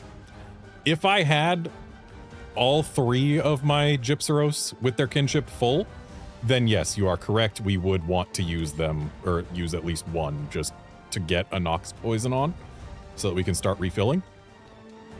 But if we don't have at least 2 backups, then there is a chance that we could put ourselves into a situation where we need to rely on RNG in order to win. Anyway, Chirpy's using Venom Surprise, so we don't have to care what Brachy is doing right now, and I can probably get away with using a standard tech attack for the stamina regen. Okay. Got him. Hey. Thank you. Okay. This tail stun will get us the stagger, so we don't really have to care what we do. I'm still going to sweet spot to work on the meter. Okay, the tail stun did not get us the stagger. Luckily, the sweet spot did, and we went before the Brachy, so it was fine. Classic.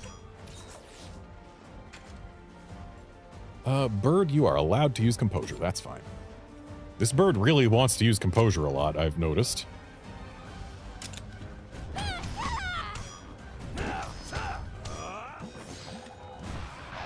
Thank you, God. Nice job. Watch out. Okay, Brachy is going for our Monstie, so let's get a fireball going, Let's go. and let's double it.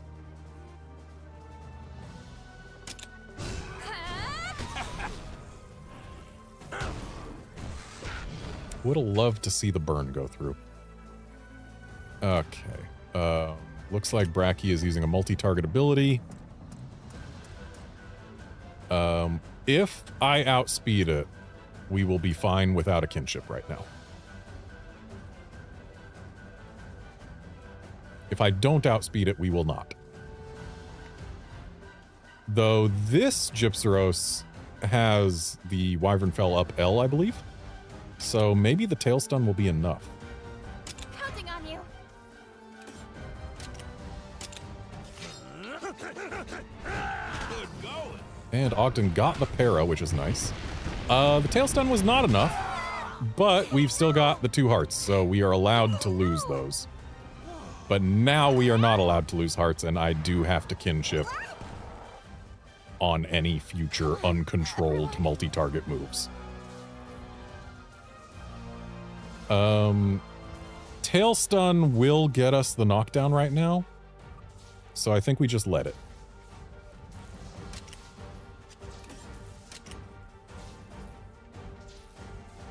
Or it'll get us the stagger. Excellent.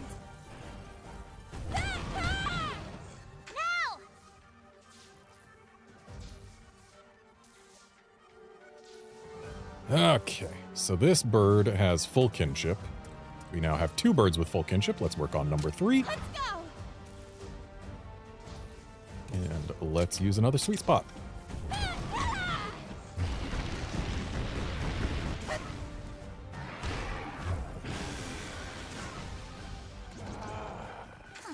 And Ogden's back up.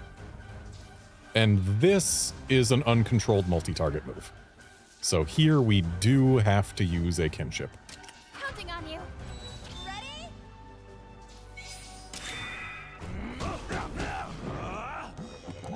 I don't like that it's Feral Dragonfeller, No. because that means that it's going to keep on trying until it gets it succeeded, or until it goes through. Though, now a single tail stun should get us through this, so we should be fine. Excuse me. Yep. Tail stun got the stagger. We're good. Good one.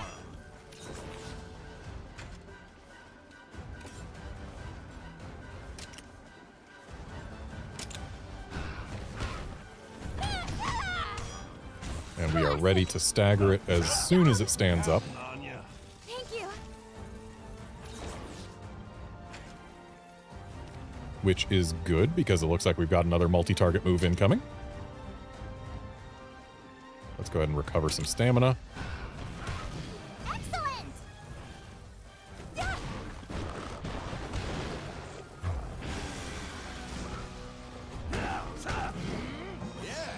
That helps. Now. Okay, so now it's going to use Feral Dragonfeller, but it's not going to matter because it is staggered.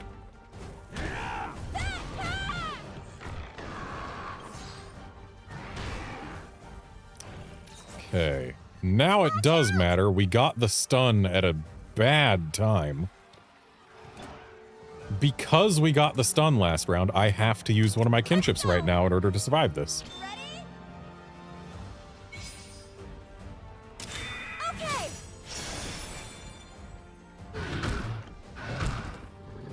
Please work. Right in time. Yeah, Outlander, I'm with you there. I would say that Stories 1 has a better story than Stories 2 did. He's using Venom Surprise, so we can just go ahead and bonk. Okay. Show 'em your stuff, Chirpy. But I do have high hopes.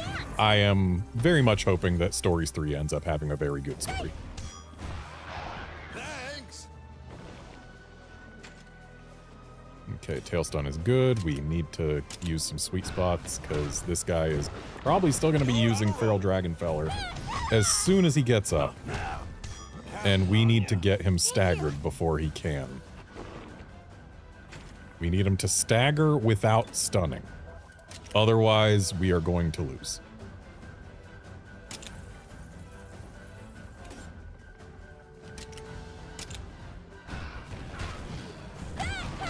And there we go. Stagger without stun.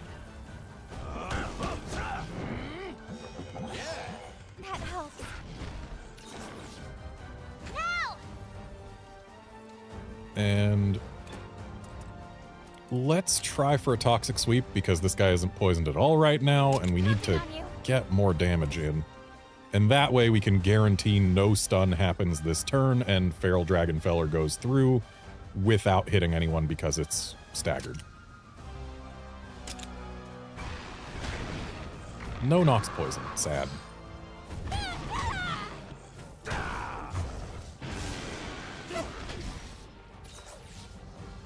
Calm down. Okay, we've got a power attack coming at me, so I'm just going to go ahead and double with Chirpy over there. And we'll let another toxic sweep go through. Hopefully we get the... Nope, no Nox poison there. Got a regular poison at least.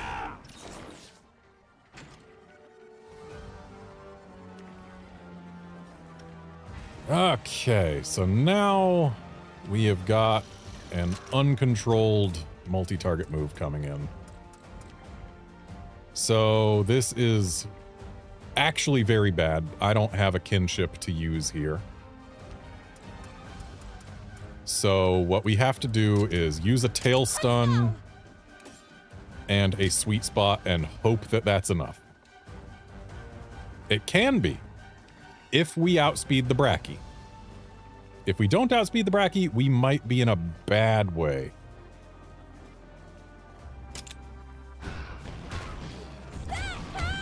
We outsped the Brachy. We're good. Classic. Counting on you. Thank you.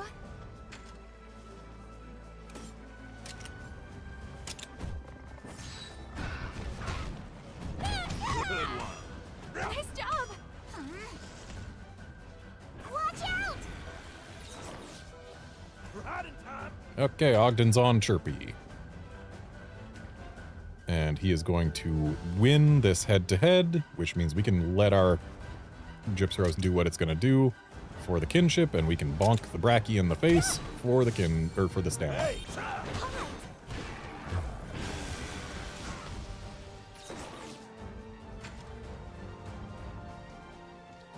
And now we've got Venom Surprise going, so he's got this covered. So I can just, again, go for stamina. Okay. Got him. Excellent.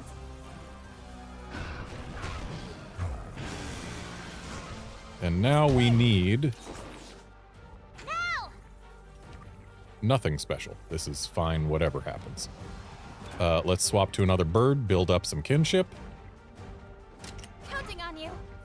I am going to use a sweet spot to win this head-to-head and get even more kinship. Nice!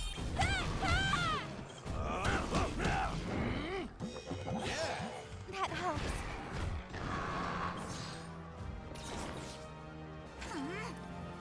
And now we have an uncontrolled multi-target move, unless... Yeah, uncontrolled multi-target move. So we have to kinship through this. Let's go! But that'll at least apply Nox Poison. Okay! Support our friendship! How's your chance? Not an ideal turn for a stagger, but Counting on you. we can make it work. Thank you. And let's swap over to this bird. And it's got plenty of stamina, so let's use a tail stun just to work on that meter.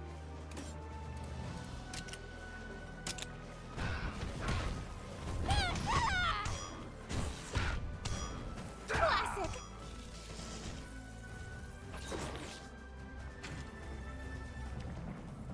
And this is a controlled multi-target attack.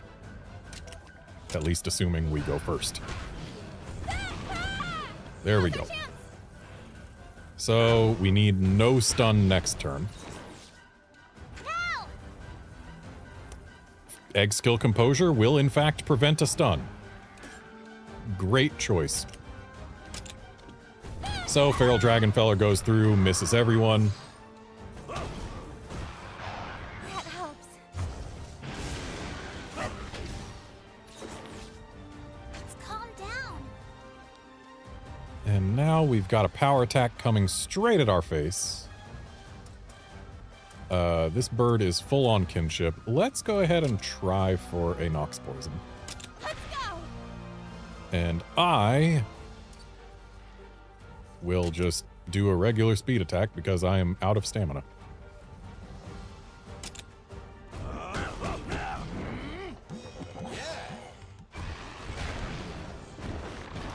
No Nox Poison.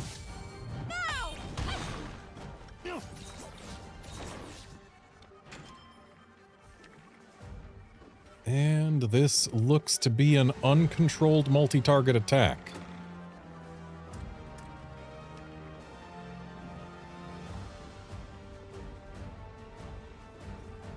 So I'm going to swap to this bird. What I'm going to do with this bird is a little bit up in the air right now. We don't have anyone else with kinship. So I can take a risk and hope that I am faster than the Brachy and thus manage to get it interrupted. Or I can use my kinship. But using the kinship is taking a risk because then the next thing it does will be uncontrolled. And I have no guarantee that we'll be close enough to get its Wyvern Soul break thing, or Wyvern Fell done. I think what we do is we go for the tail stun and we just hope Brachy doesn't outspeed me.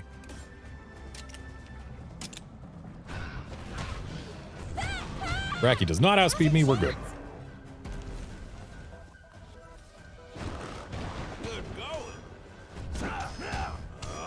Counting on you. Yeah, Curbster, the whole changes genuinely surprising thing, like, yeah, they did real good with this game. It feels like they've taken all the right lessons from Stories 1 and Stories 2.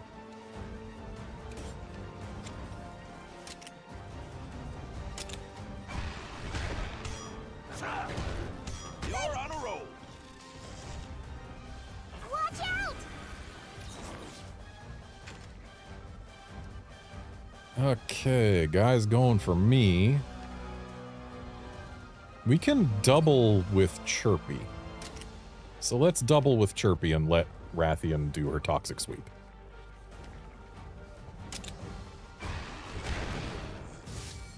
Nice!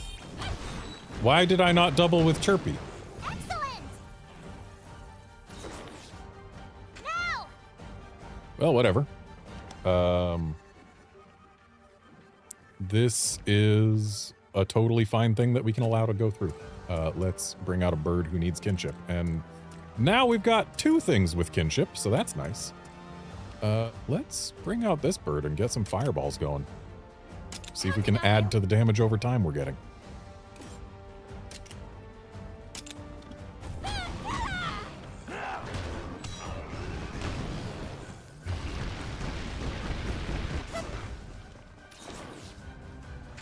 Nah, Outlander, it's not the Monsties speeds that I'm referring to when I say that we need to outspeed the Brachy. It's specifically me. I need to outspeed the Brachy.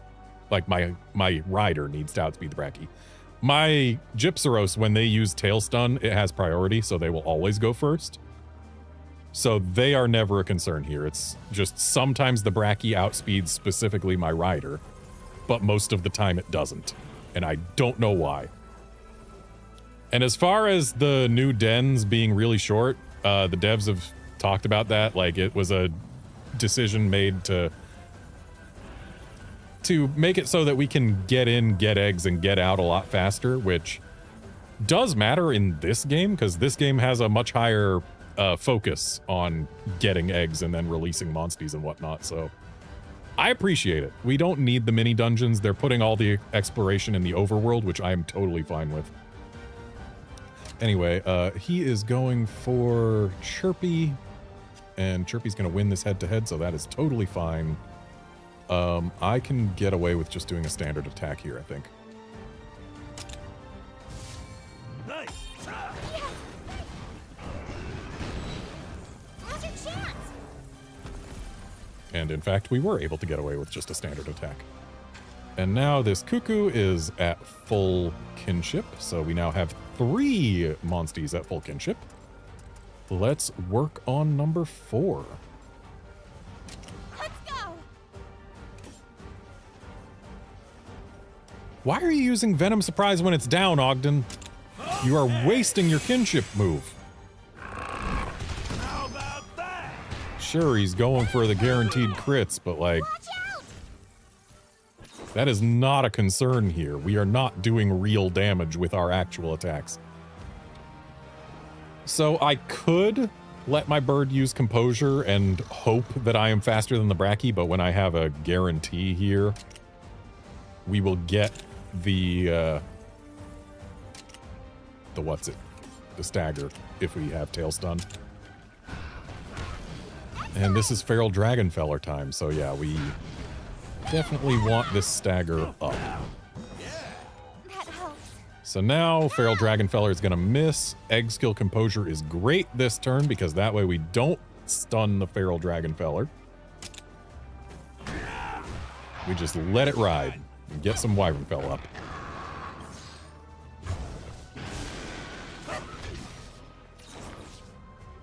Calm down.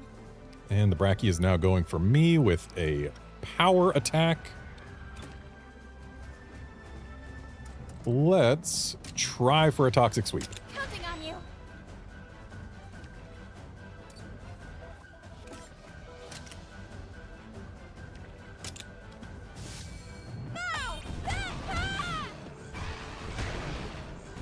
No Nox Poison.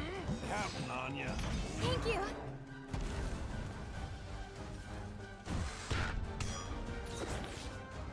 All right, keep it up.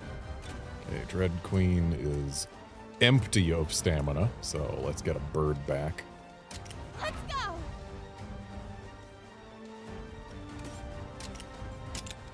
You're on a roll. Good one. You're on a roll. Watch out. You might be in trouble. Okay, Ogden and Chirpy are getting a double attack here. I can afford to let my stamina recover.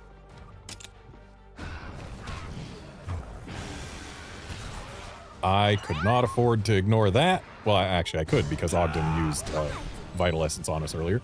But I can't afford to ignore what my bird's attacking anymore.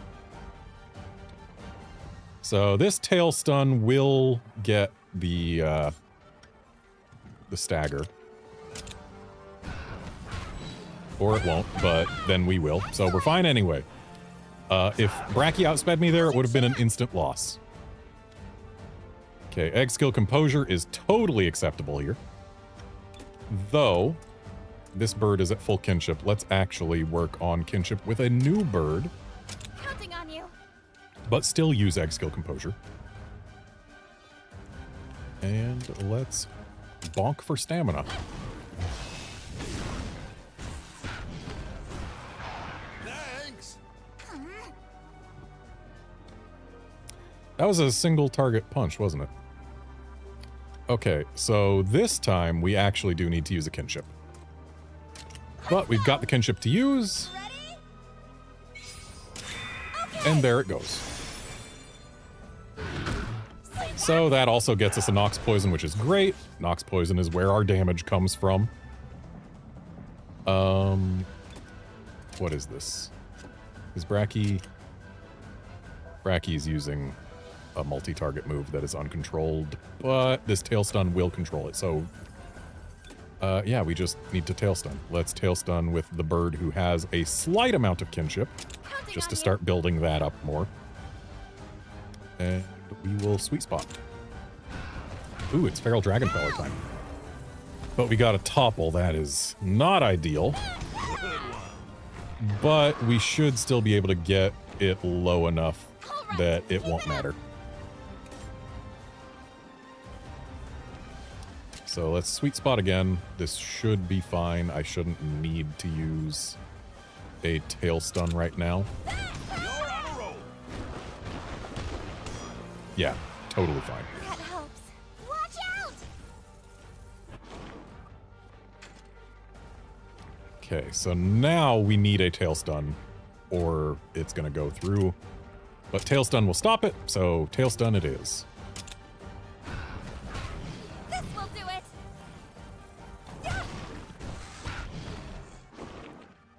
Now's your chance. And good. Second wind is totally acceptable here. We want this Feral Dragonfeller to go through. Let's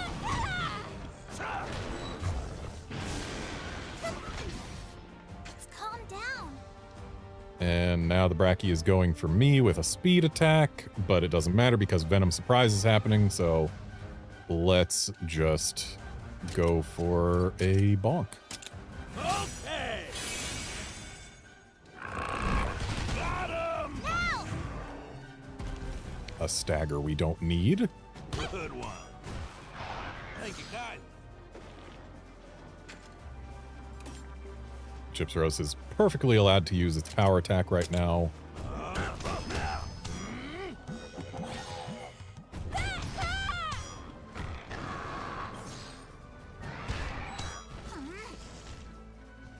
Watch out! Brachy mad. Going for me with a tech attack, or no, with a speed attack. I use tech. This bird is full on kinship. Let's get kinship with another bird going. Or,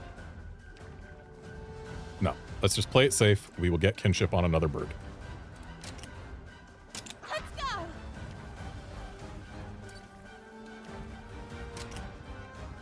And this might still get me a double attack with Chirpy. Might.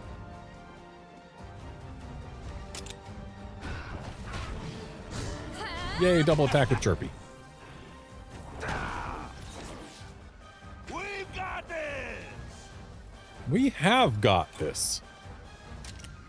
As long as the game and my PC refrain from crashing, we have got this. Now's our chance. There's the stagger. Bomb crash gets canceled. Thank you. Now's your chance. It's... You know what? We can have our bird double with Ogden here. So let's do that. Counting on you.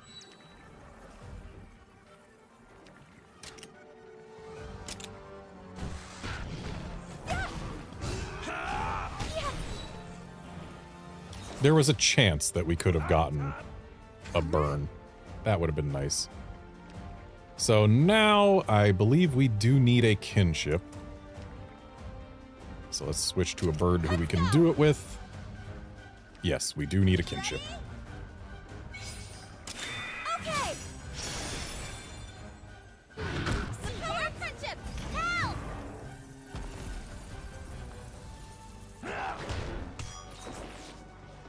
And we win. Feral Brachy down. Oh, that teamwork.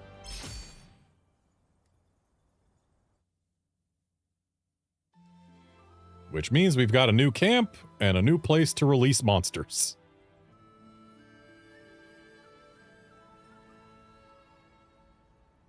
Yes. All right, so let's just check here. I'm pretty sure I've got stuff to do. Yeah, I do have stuff to do. I need to make the Brachy hammer because that is the key to beating Espinas. Also, they clearly did not intend for us to get this in the demo. Like 80 damage with 8 blast and 45 wyvern fell compared to the Gypsaros hammer. I mean, you can even compare it to the Namiel weapons, which they clearly did mean for us to get. Look at that. Level 1 Namiel weapon. 40 attack. 15 wyvern fell. Versus the Brachy hammer. The Brachy hammer is twice as strong. They did not intend for this to be beatable during the demo. Anyway, I'm making this hammer because, again, it is key to the strat for beating Espinas.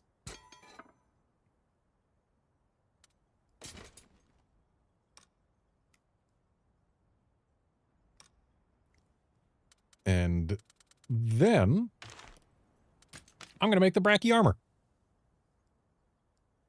98 defense, look at that. Though people tend to use the Namiel armor still for Espinas because that defense gain isn't going to help you survive anything when you're fighting monsters that are 40 levels above you. And stamina boost and stamina surge are too good. But I'm still making the Brachy armor because I can. Even if I'm wasting a point of Brachy materials.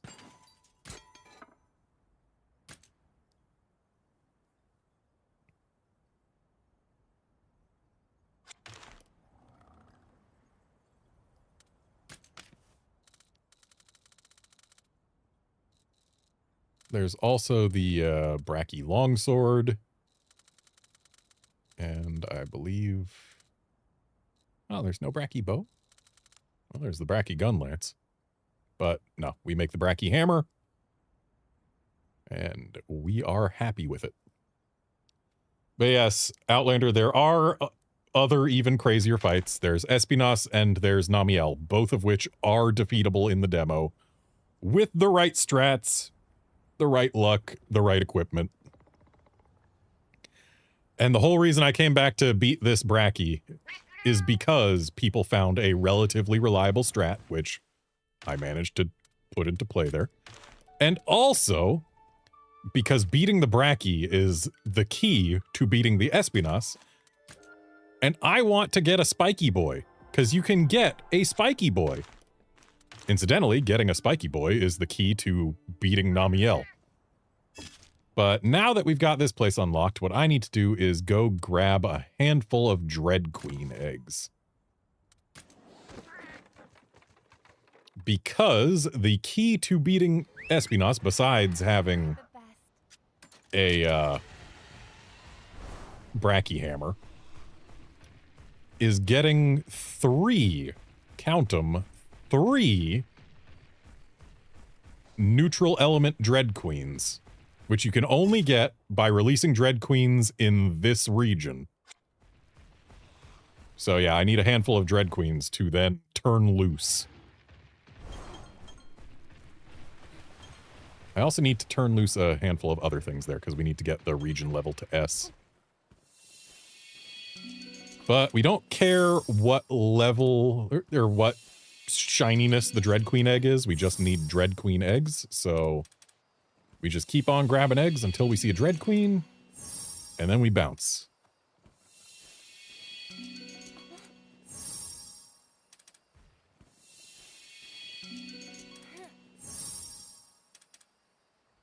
Well, I guess we're taking this Velocidrome egg.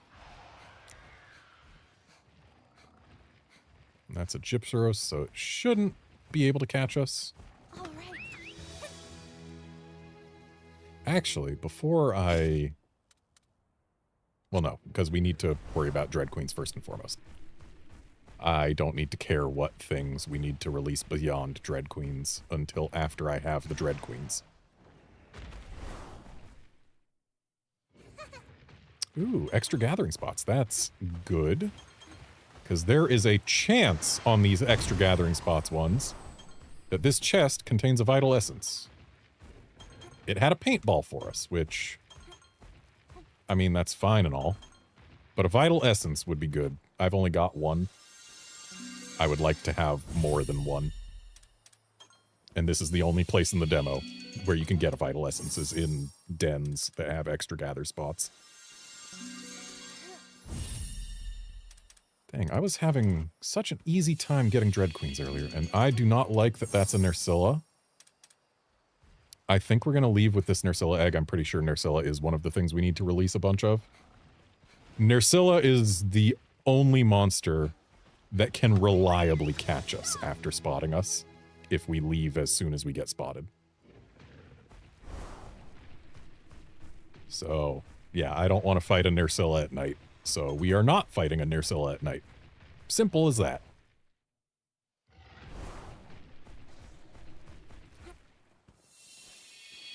Be nice if I started getting Dread Queen eggs, though. I've had a much easier time getting Dread Queen eggs before. Clearly they know that I want to implement a strat. And are thus hiding the Dread Queens from me.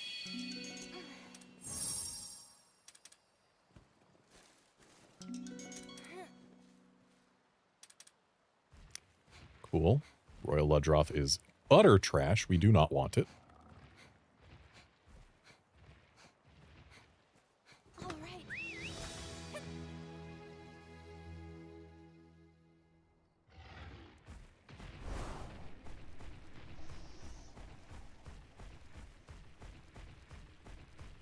Actually, I said that every monster in this demo is beatable, but I don't know that I've seen anyone beat the rematch against the invasive Garuga.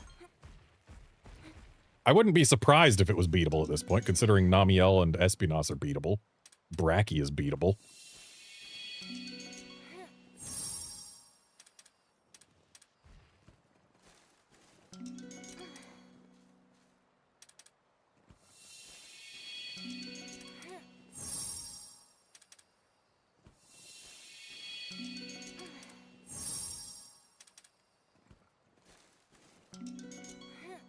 Stop giving me Rathian eggs.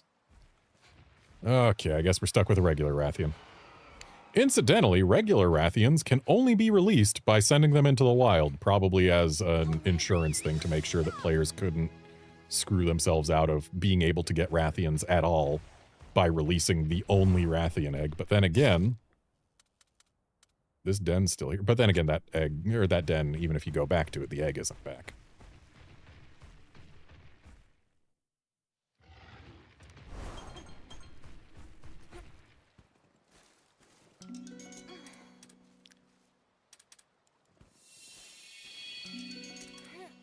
If I don't find more Dread Queens quick, we're not going to have freaking time to even attempt Espinas on the stream. Actually, I don't think we can in the first place. It's a 1 hour fight.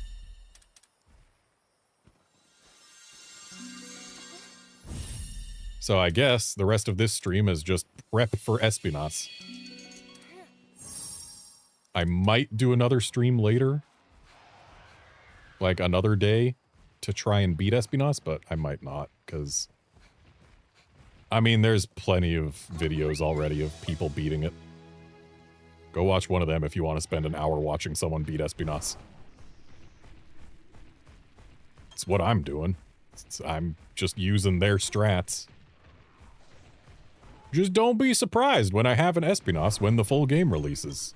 Because I will have an Espinas on my team when the full game releases.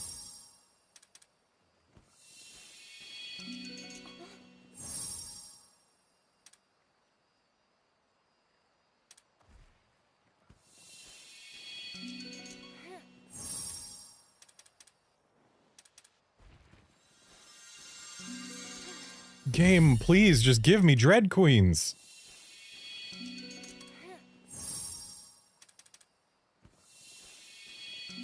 There's a Dread Queen. We're gonna need 4 or 5 of those.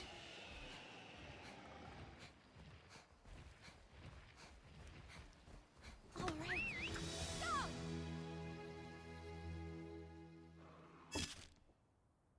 And actually, let's grab some monsties from this zone.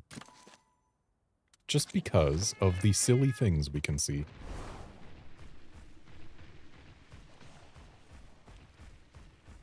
Plus, I mean, we can get Dread Queens here too. I've got Dread Queens in all the regions right now. Except for the one that I'm trying to get them in. Ooh, 2 spots for eggs. So we should definitely be able to get a Dread Queen or 2 from here. Though I can take a pink Rathian for the laughs. There's a Dread Queen. Again, we do not care how shiny the egg is. We just need it to be a Dread Queen. That's all we need.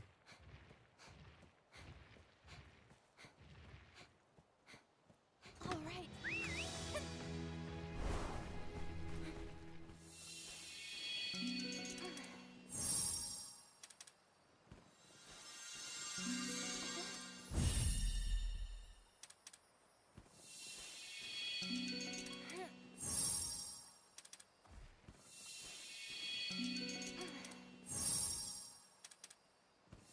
Also, I have discovered that these double egg nests, in fact, definitely do not have infinite eggs, even when Rudy says we should have our pick of the clutch. His statements here, as you keep on grabbing eggs, he'll start sounding more and more desperate. It takes a long time. But ooh, highly potent. Eventually, when he starts saying, oh, we don't have much time left, that means that there are, in fact, not many eggs left, even if no monster is actually going to show up.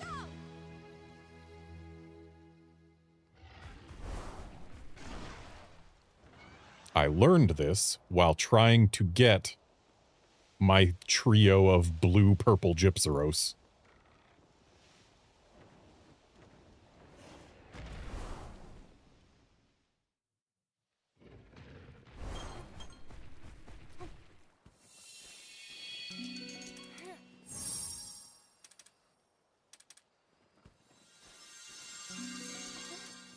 Don't need a regular Rathian. Definitely don't need a blue cuckoo. At least I don't think I do. Maybe I do. You know what? I don't want to deal with this Gypsaros, and I do want to deal with having the amusement of hatching this particular pink Rathian on stream. All right. So we're taking it. I only need 2 more Dread Queens anyway. Or is it 1 more? Either way. I need 4 Dread Queen eggs. That's it. We've got 3. I just need 1 more.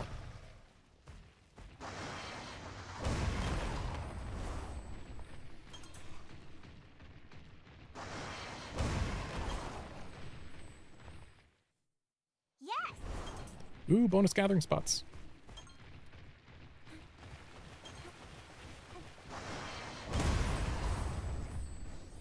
Show me a vital essence. That's a max potion.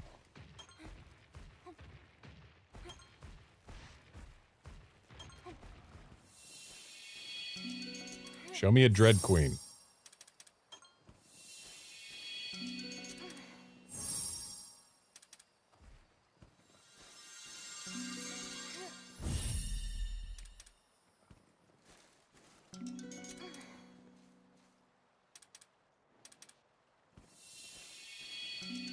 I actually don't know if Toby can catch us. I haven't had a Toby show up in a den before that I can remember.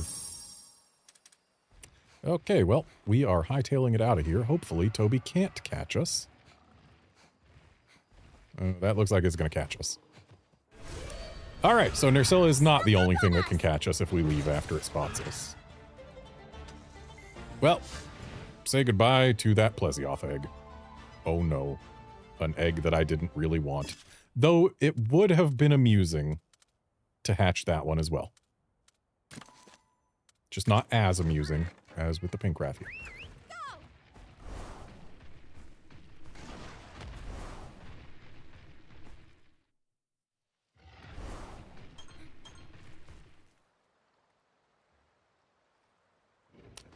Calfor, we do have AoE gathering in this game.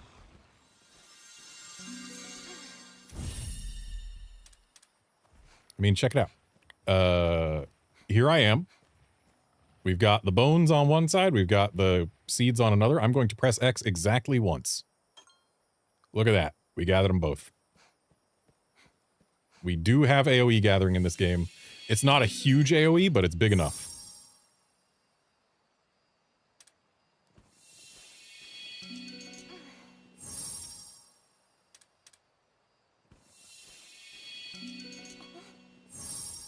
There's our Dread Queen.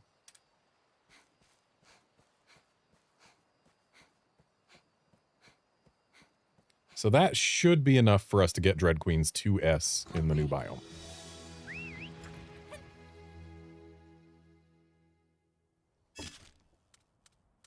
So let's get over there.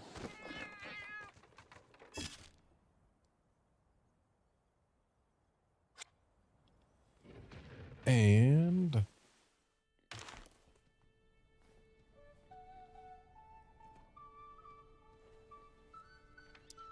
let's hatch these eggs.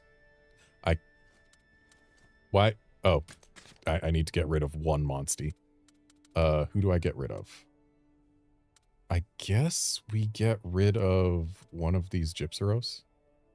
I thought I would need 2 of them, but I ended up needing 0 of them. So yeah, let's get rid of one of these. Wait. Habitat restoration. What do we need in this new area? In Blightstone, we need Gypseros. Hey! We've got some of those to release. And we need Nersilla, Blue Cuckoo. So we did need Blue Cuckoo. And we need Paolumu and Chatacabra. Well, let's... Oh, I can't unfavorite him, but I can get rid of him still.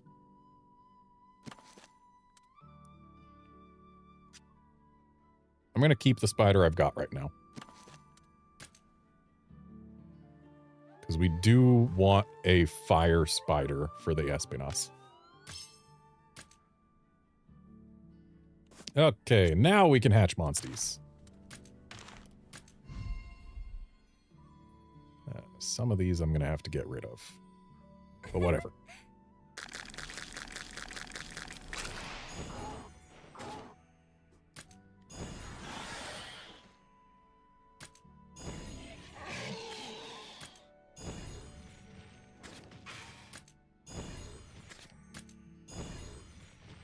So we got a Dread Queen, we got a Dread Queen who is green. We got another green Dread Queen. Ooh, look at that bingo. And behold, a pink Rathian. Yes, this is a pink Rathian, not any other kind. Why would you even get the idea that this wasn't a pink Rathian?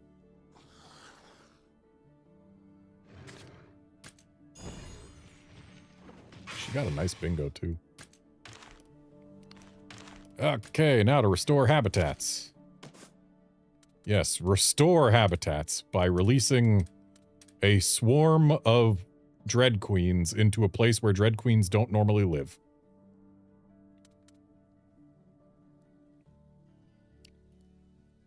I am not going to release a standard Rathian there yet. And the reason I'm not going to, even though it would increase the Dread Queen-ness of the place, I think we'll have a higher chance of finding Dread Queen eggs if I do not fill the rest of the restoration slots.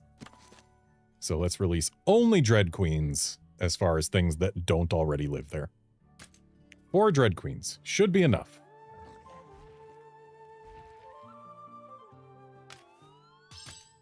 It was not enough. We need more Dread Queens.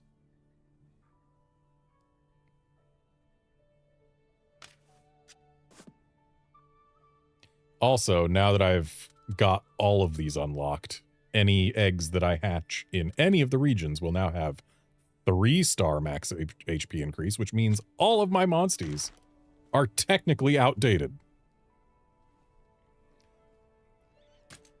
And we've already released everything, almost everything that we need to. Spider, go. But also spider, not go, actually. Let's just release these Rathians into a place that already has them, along with that and that, because we do not want them clogging up our hatchery. We want to still be able to hatch eggs. Okay, so I need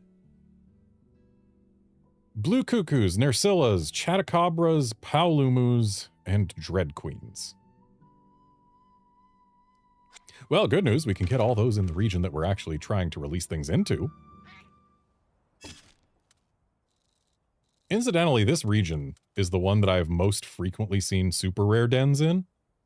At one point, I actually had 2 super rare dens at once here. And the only other place I've ever seen super rare dens are right here. And I think it was like here. Or no. I didn't see one here. I saw one here. So yeah, all the super rare dens I've seen, or no, I've definitely seen one there. I've seen one there. So they've all been on this line or on this island. I'm pretty sure those aren't the only places they can spawn, but it's the only places I've seen them.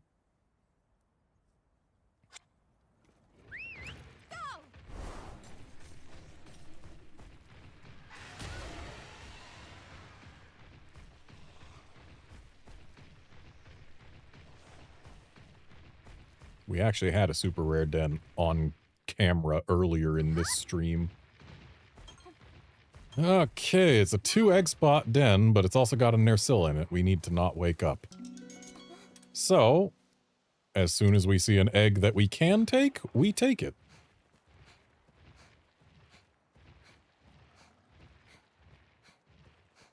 Basically, if I see anything that isn't a Gypseros, it is an acceptable egg in here.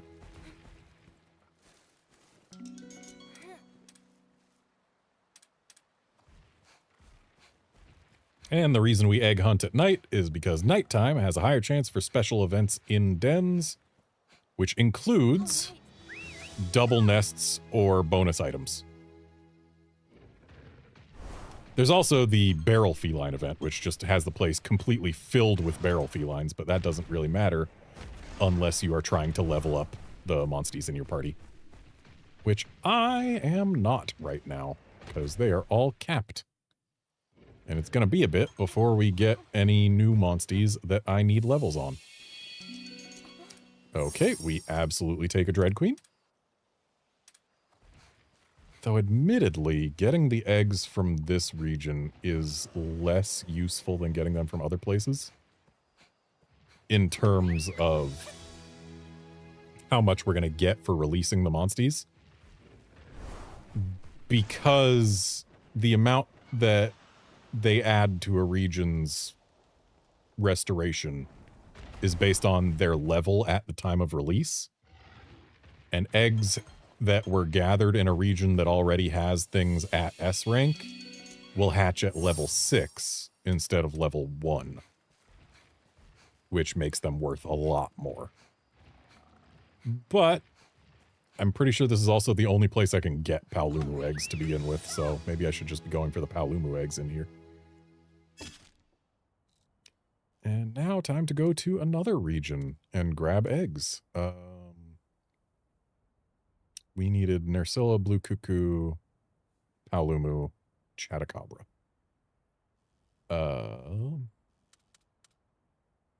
I don't think we can get Chatacabras really anywhere else, can we?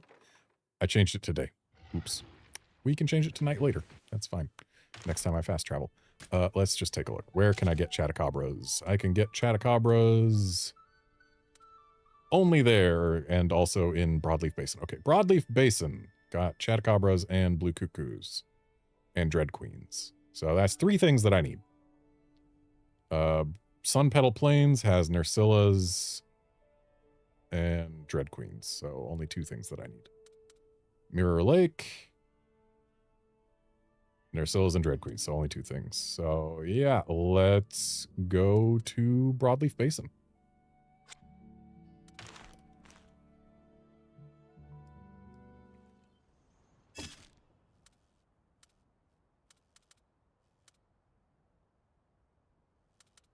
Let's go over here.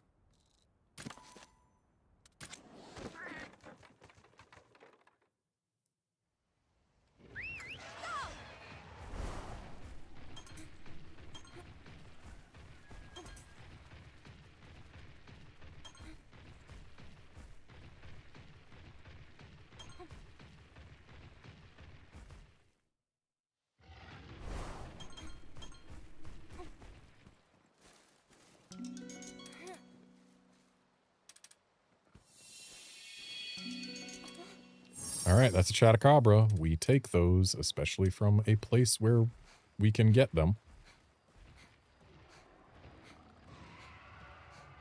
Chatacabra is probably the highest value thing that we can take out of the nests in this region right now, which feels very weird to say. Oh yeah, Chatacabra is my chase monster right now.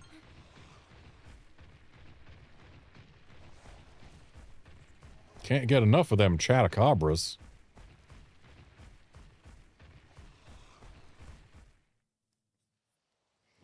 Oh, and hey, on the subject of can't get enough Chatacabras, we just had it announced yesterday that we are, in fact, getting a Monster Hunter Wilds expansion.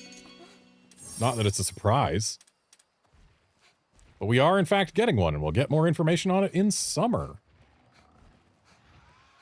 And we also learned that Rompopolo is the least hunted monster in Monster Hunter Wilds. Have to wonder if Rompopolo is going to be in this game.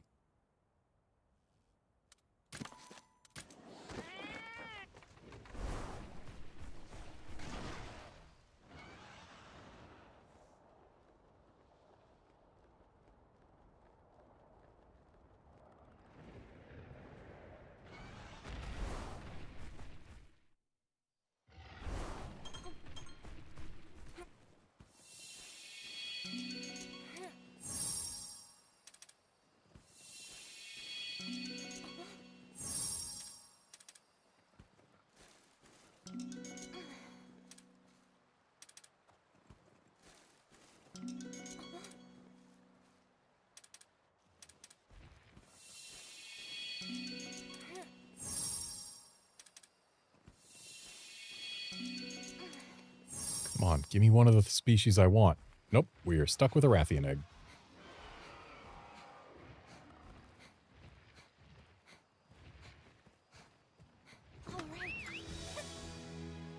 We're actually stuck with it because I'm not allowed to release it. Like, I can't just drop a Rathian egg like I can with other species. Because they don't want us to even be able to think about locking ourselves out of Rathian. Just entirely forever. Hey, we got a barrel feline den.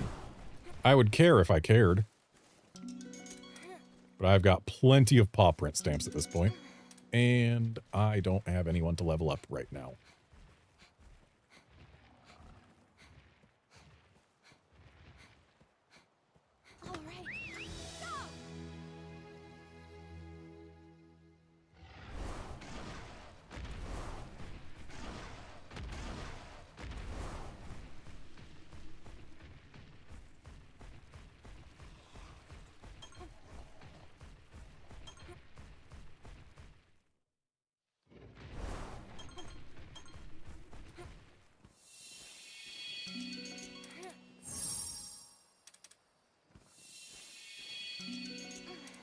We take a Dread Queen.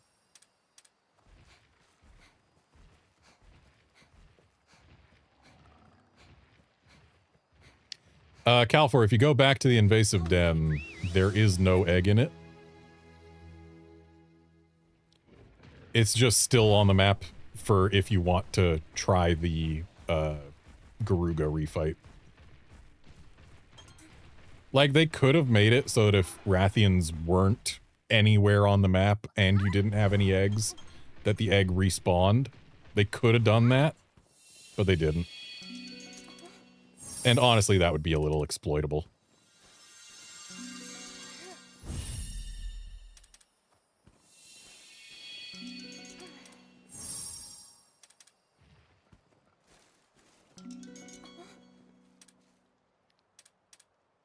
I'll take another Dread Queen just for safety's sake. These 2 Dread Queens should absolutely get us from A to S. Honestly, 1 should. But 2 will almost guaranteed do it. All right. Go! But now we do not need any more Dread Queens. I would like to see a Chatacabra.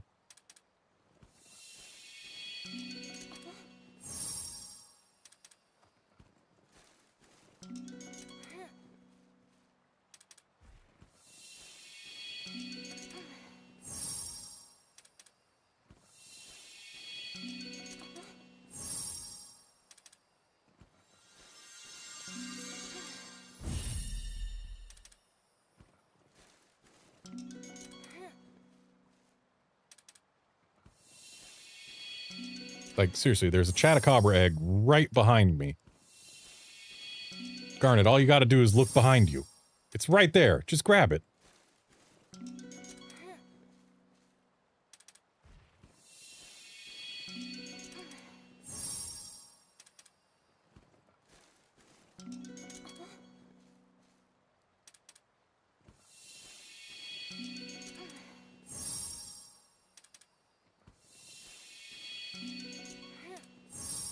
Blue Cuckoo is tempting, but I want a Chatacabra.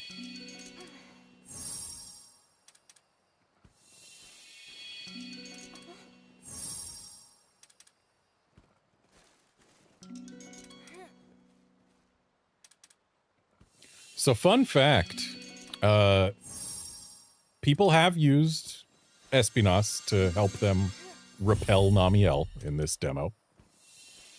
And if you repel Namiel, then it keeps the damage that it's taken on subsequent encounters. Which means that as soon as you've repelled it, you have everything you need to be able to slay it eventually. It might take a bunch of attempts, but you can get there. And if you slay it and use a paintball, you can in fact get a Namiel egg in the demo. I want to go into the main game with a Namiel. I don't know if I'll actually use it for my run. I'm pretty sure, honestly, the Dread Queens that we're getting are already gonna mog basically anything we fight in the main game. But, like, I want an Espinas. I want it bad. I like Espinas a lot.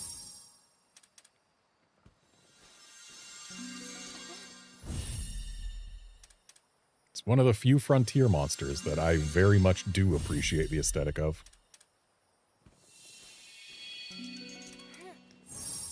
And wow, I sure am just picking up every egg that isn't a Chatacabra egg. And the fact that Rudy's getting a bad feeling, like... We, I believe, have gone through more than half of the eggs in this particular nest.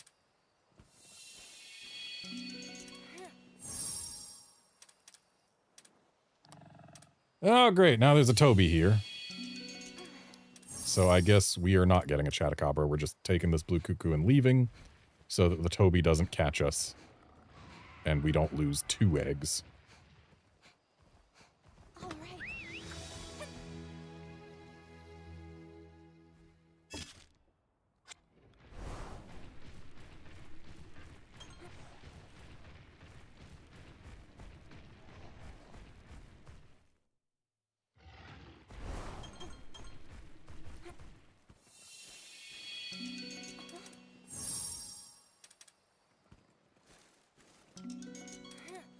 I do not need another Dread Queen.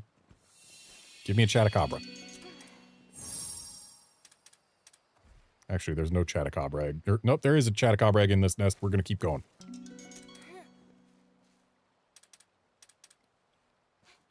There was not a Chatacabra egg in this nest. It lied. I should have kept the cuckoo.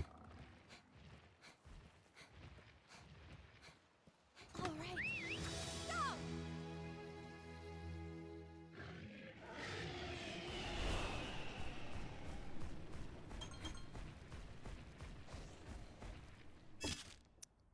Looks like there is one more den in this region. Actually, no, that's not in this region. So we have to go back to town in order to get more dens to spawn. What I can do is I can go over here and hatch what we've got so far. But first, I need to throw this Toby Kadachi straight in the trash.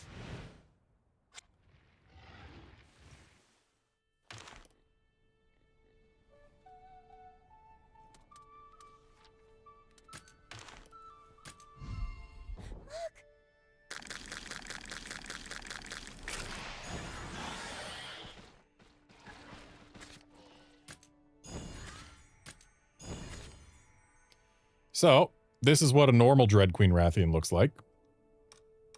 And the reason we get it is because it comes with Solar Cry. Solar Cry is a skill that they can use to raise their kinship. And that is the key to being able to defeat Espinas. Just, you get a trio of normal type Dread Queens, a Fire Spider, and I forget what the third thing, or the other thing that you want is. But you get those, and then you've got all the tools you need to beat Espinas.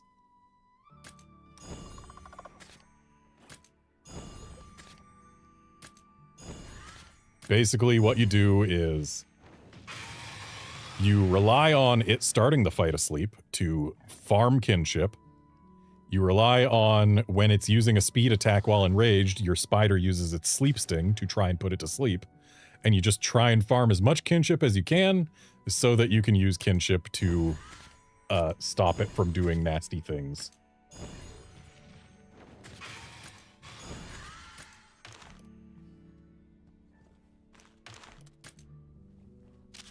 Okay, so first we're going to throw this Rathian in the trash that is the Sun Petal Plains. Because we cannot release a Rathian through the standard just release a Monstie from the Monstie management. You have to release them into the wild, not into the garbage can. And now we can do Dread Queen, and yep, 2 Dread Queens was enough. So let's actually keep one of those so that we can use it to help these blue cuckoos.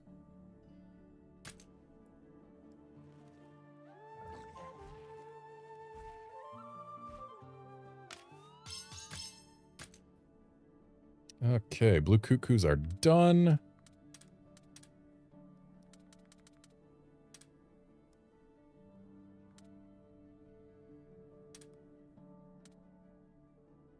But we can still release another one just because.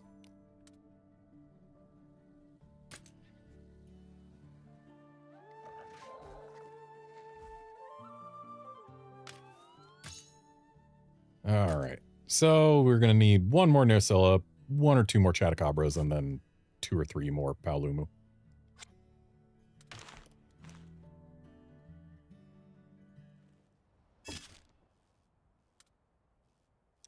So we need to go in town to refresh the dens.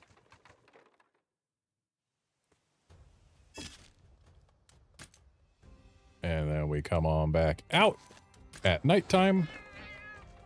And there will be new dens. Behold, new dens. Only got 2 of them in this region, which is, or 3 of them, which is not as many as I would like, but it's still something. And who knows, maybe it'll be 3 dens with 6 eggs between them. That would be nice. Nope, we only got 2 eggs this den. So we go until we see a Paolumu in this region, because Paolumu is the only thing that is exclusive to this region.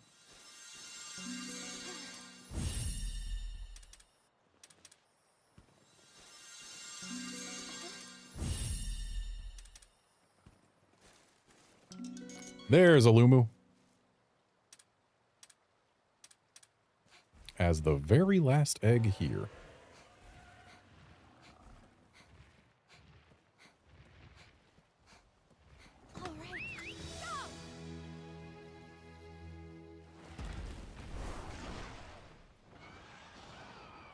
Outlander, I'm not sure when we get to see the falling boulder eggs.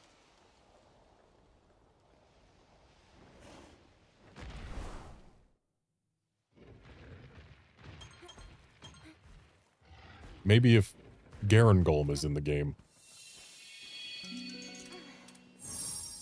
That might count.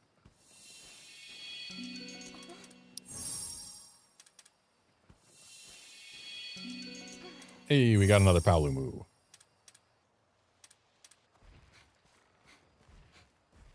So one more Paolumu egg, and we're probably set for those.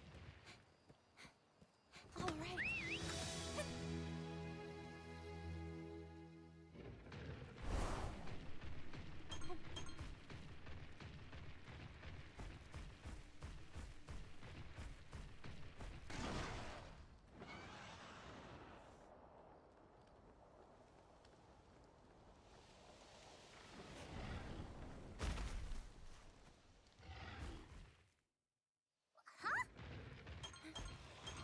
Hey, we got a double egg spot. Oh. That means we've got a pretty good chance of coming out of here with a Paolumu. We have 100% chance of coming out of here with a Paolumu.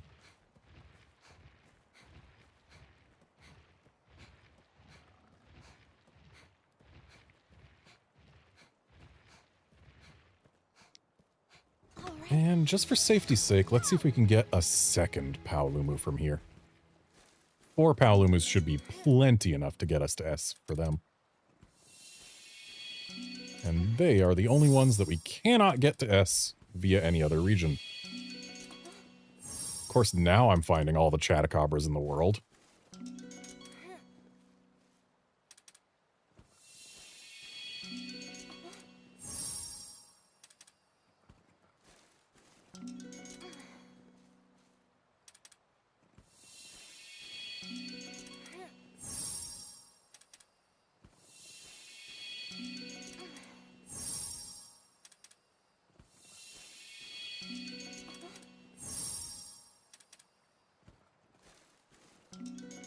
Do I just accept a Chatacabra and move on? Maybe I do.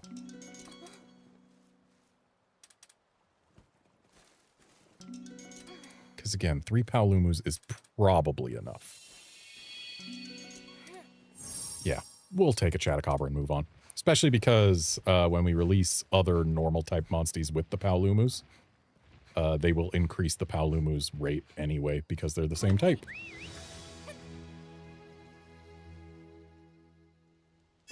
So now we go back to Broadleaf. Ooh, we got some rare dens.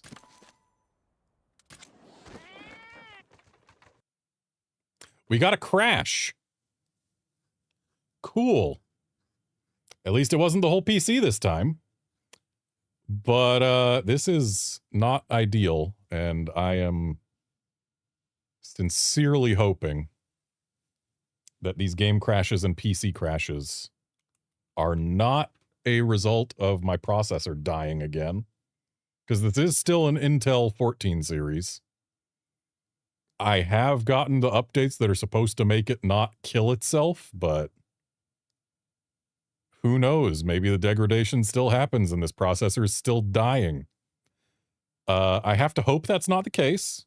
I really have to hope that's not the case. I have to hope that it is specifically Monster Hunter Stories 3 that is causing the problem here, and not my equipment. Because, I mean, thankfully my RAM is still good, but then again, it's RAM meant for an Intel processor, so if I did end up needing to swap to, or like, I have decided already that if my processor dies again, I am not going with Intel again. They have lost my faith. So I'll have to swap to AMD if my processor does die again. But that means I'd need new RAM, probably, which in this economy would be devastating.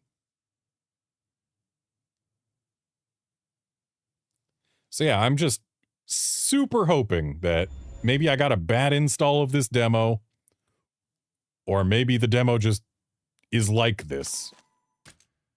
And fingers crossed, my hardware is fine. Anyway, game's back up.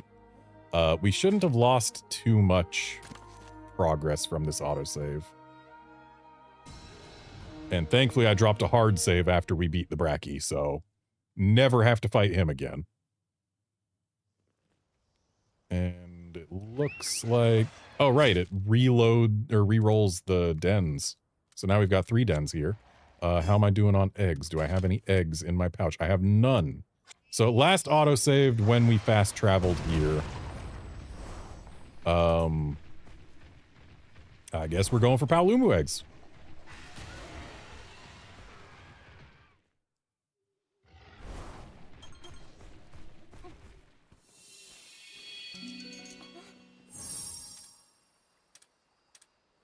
Yeah, Outlander, I probably would be seeing proper blue screens if it was my CPU failing. I did have the one full system crash earlier, but there wasn't a blue screen or anything with it. It was just went from game to crash, and the system rebooted itself. So, like, yeah, there was that. But, okay, good, we got a Paolumu egg.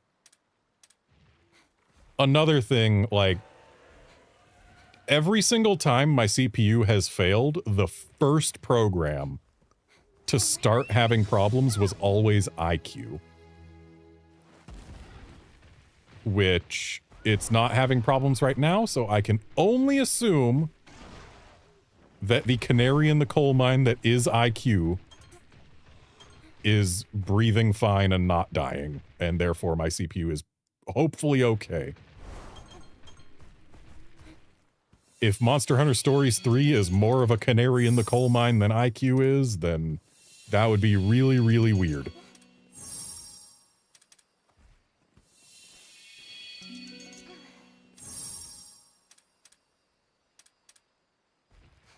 And we got a trash egg from this den.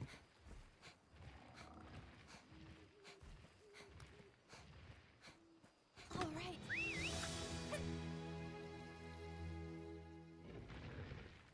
Yeah, Outlander, except for when my CPU has been actually dying, IQ has always been fine for me. And also, I'm kind of reliant on it. Because, Hold on. I am fully entrenched in the IQ ecosystem in terms of hardware. I've got the expensive IQ fans. I've got an IQ power supply. I've got IQ RAM.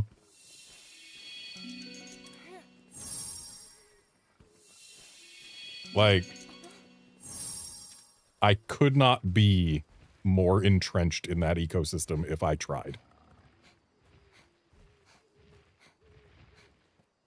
Actually, I could be. If I had a non-Founders Edition 5090, then I might be able to control its RGB from IQ as well. But yeah, I'm reliant on IQ for my cooling management, my RGB, all of the things.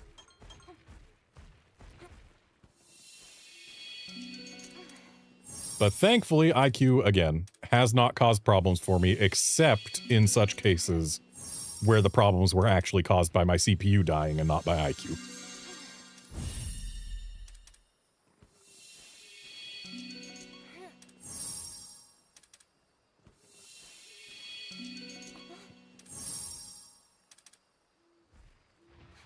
Well, no Paolumu egg in here. We really did not luck out on the Paolumu eggs on this refresh. All right.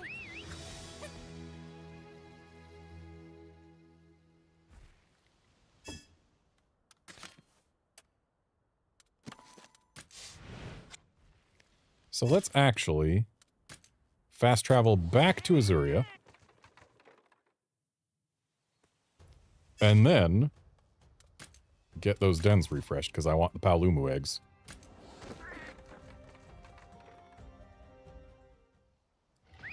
Go.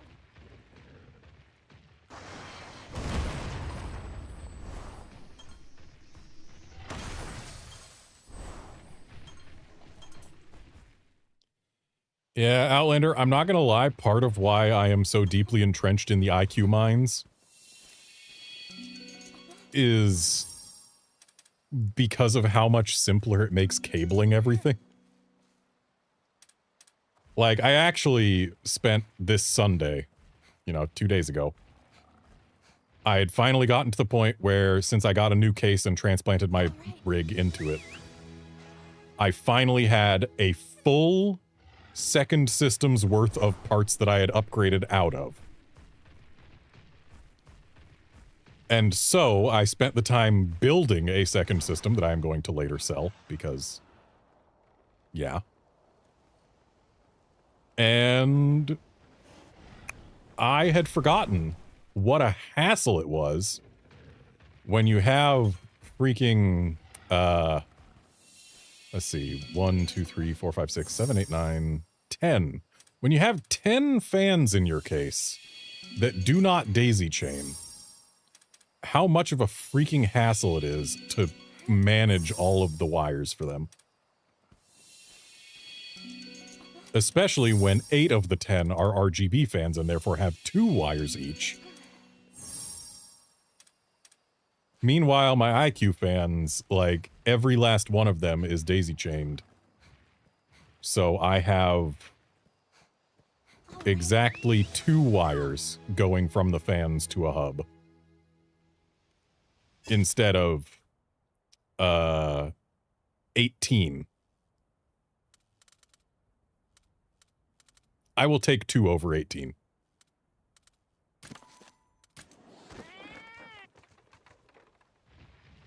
You know what? Let's drop a hard save here just for safety's sake.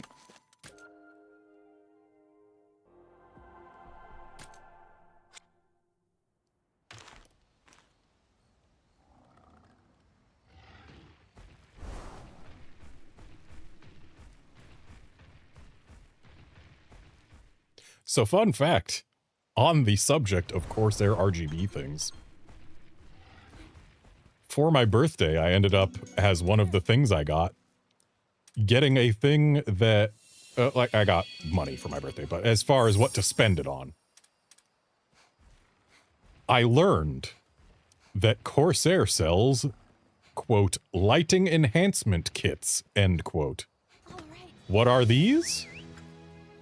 They're fake RAM that go in your RAM slots and have RGBs on them and are designed to have, you know, the same heat spreaders, the same general appearance as the real RAM that Corsair sells that I have in my system. So I got 2 sticks of fake RAM that look exactly like my real RAM that exist only to RGB and make the system have more lights in it. So it looks like I have 4 sticks of RGB RAM, but the secret truth is I only have 2 sticks of RGB RAM and 2 sticks of RGBs.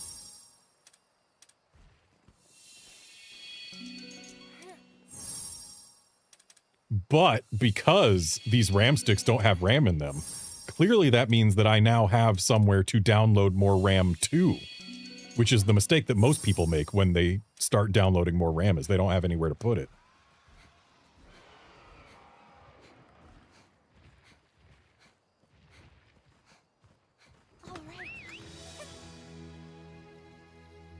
So we probably have enough Chatacabra eggs now, so now I need spiders.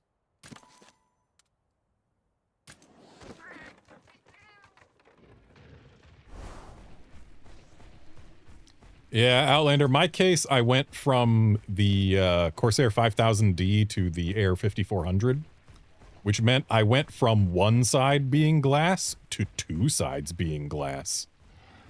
I went here because I'm used to there being a den right there.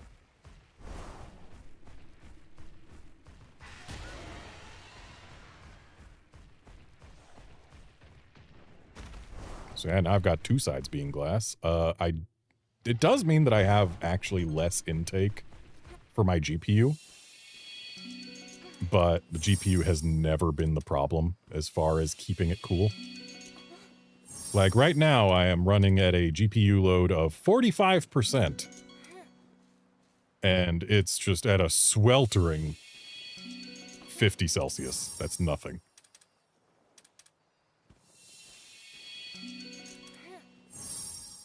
Like, I went down from 6 intake fans, 2 of which were 140s, to 3 intake fans. but they're 3 intake fans blowing directly onto the GPU. So, yeah.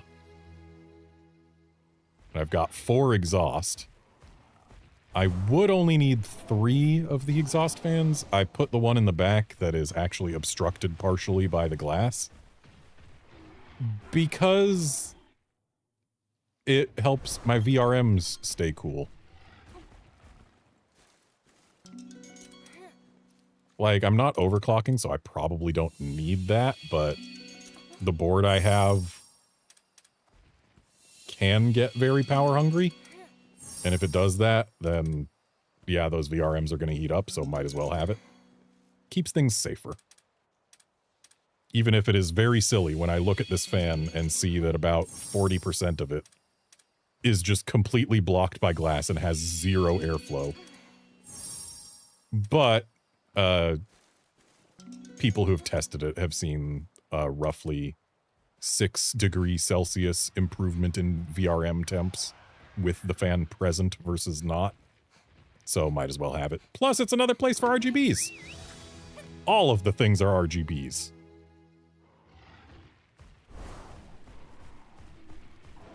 Though incidentally, I do not have my motherboard RGBing, because if I wanted to do that, then I would have to install Armory Crate, which is much worse than iQ. So instead, I tell the BIOS, hey, motherboard, set that thing to stealth mode. Do not let its RGBs glow.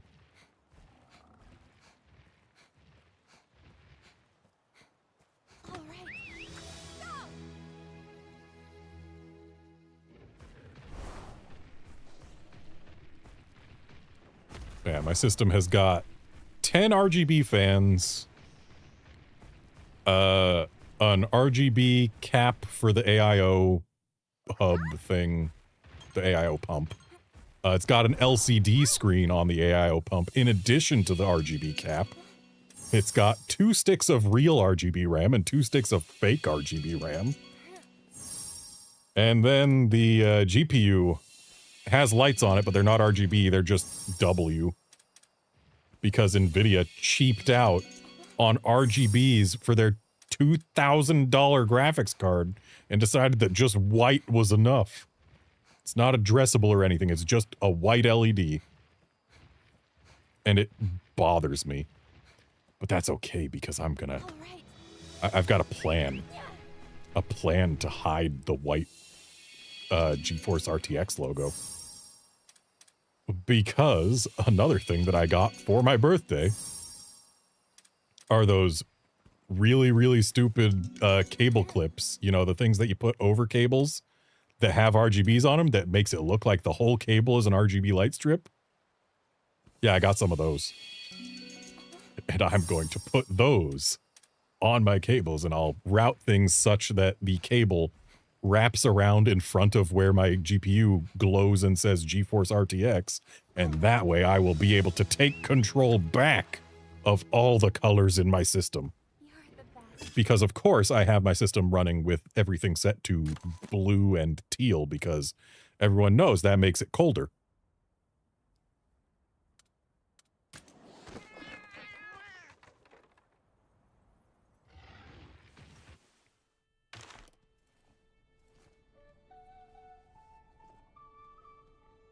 So now we should... Oh yeah, we've got a full complement of eggs. Nice.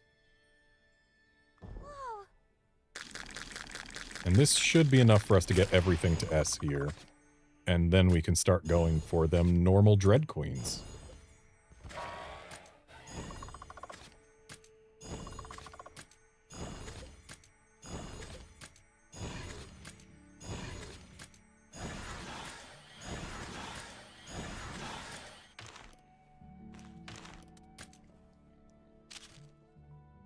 Okay, so for starters, Palumus. Oh look, 2 Palumus was enough. And 1 Chatacabra and 1 Spider. We only needed 4 eggs, and we went for 12. Well, whatever. We'll release them all.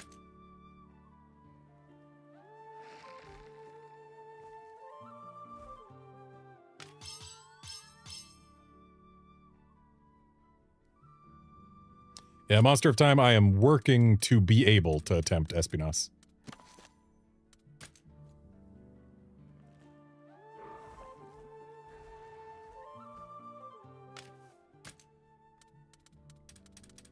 So now that I've got the ecosystem rank up for this region, that should let me start getting specifically the Dread Queens I want and have them be good. And then I'll be able to work towards Espinasse once I've got those. Let's see here. If I go to eco-conservation, nope, that's not what I want. Well, actually, yes, it is. I want to keep her from getting removed no matter what. Environment skill info, that doesn't really help me. If we look here, yeah, everything's at S that needs to be. I want to know what that egg I haven't gotten here is. If that's Espinasse, that's fine. If it's not Espinasse, then what is it? But yeah, yep, we are set up. We just need to get those Dread Queen eggs. And I will try to get 12 of them, and then pick the best one.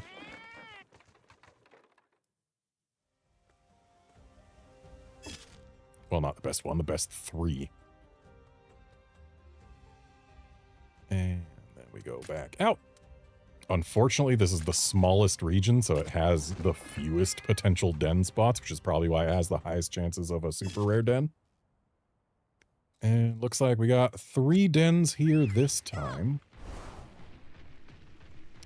And we actually do care about the glowiness of the Dread Queen eggs we grab. So my chances of coming out of here with an egg I want are actually remarkably slim. We need at least base glowy. Preferably big glowy. And we need it to be a Dread Queen egg, not anything else.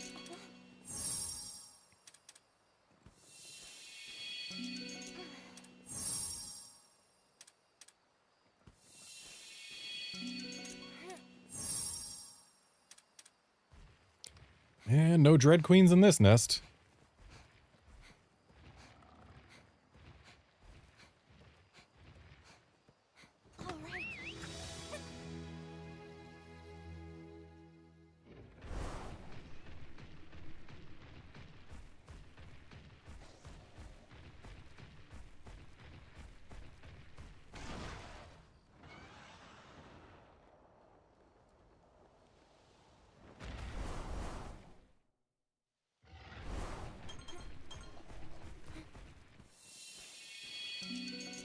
Okay, we got a base glowy Dread Queen. That is enough to be worth taking when we're in a standard den and our chances are not very good at getting a Dread Queen egg to begin with. It is unreasonable to hope for a big glowy Dread Queen out of a standard den. Well, not unreasonable to hope for it, unreasonable to keep on grabbing eggs in hopes of one.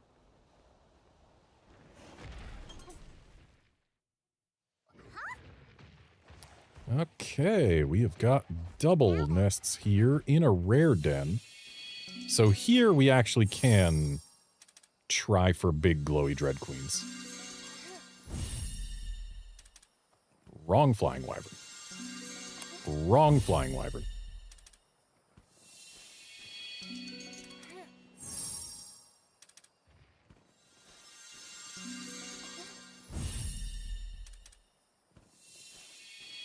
And if that blue cuckoo wakes up, it's not a huge deal. Blue cuckoo is manageable. Though, it occurs to me my team isn't exactly what I would want it to be for a blue cuckoo. But it'll be fine.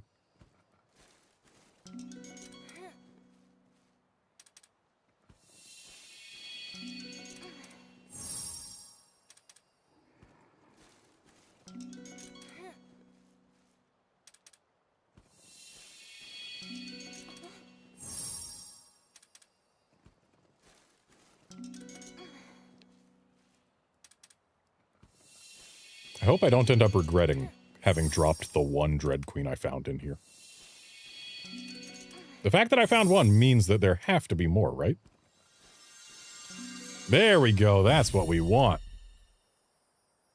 Highly potent Dread Queen. And then there's still a second nest, which apparently is full of almost nothing but Dread Queens, if the visual is to be trusted. It isn't. All right.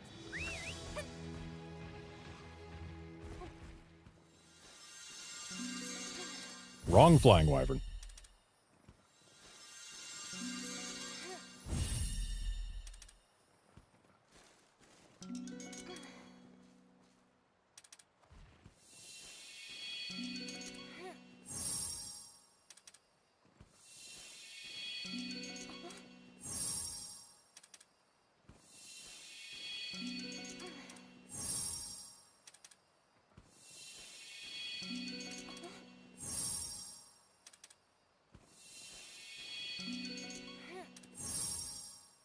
We can do better.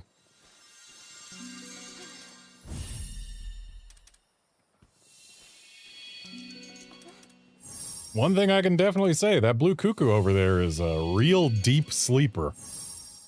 Or maybe it doesn't care because I haven't gotten any blue cuckoo eggs out of here.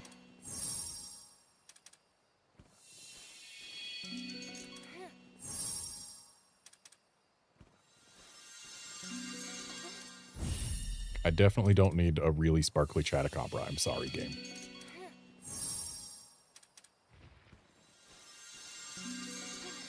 Oh, there's a blue cuckoo egg. Still doesn't care.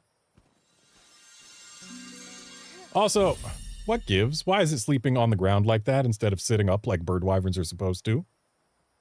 Plesioths sleep sitting up like they're supposed to in this game. So why does cuckoo sleep curled up like that? They should do the bird wyvern sleep.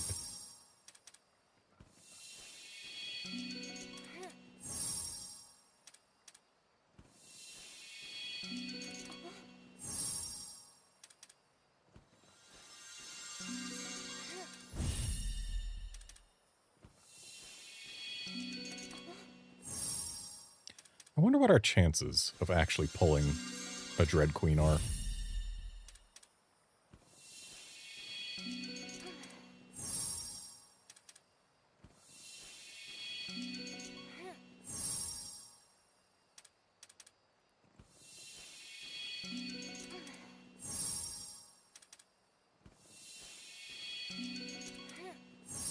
Like, I would love to have in front of me a table with the actual drop rates of these different eggs.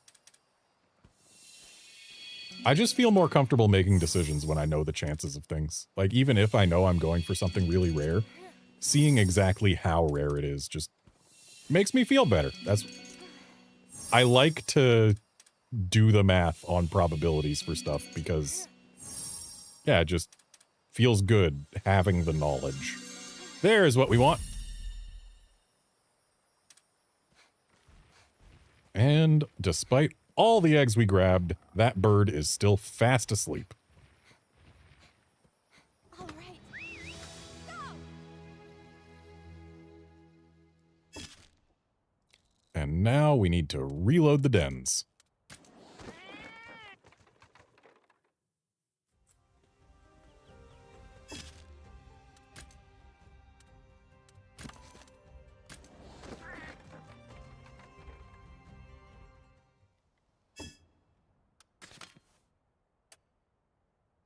Drop this spider in the trash.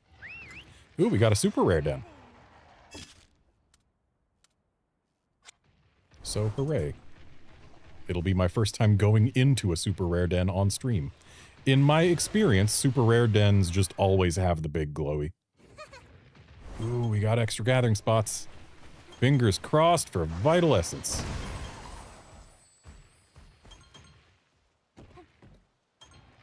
That is not Vital Essence.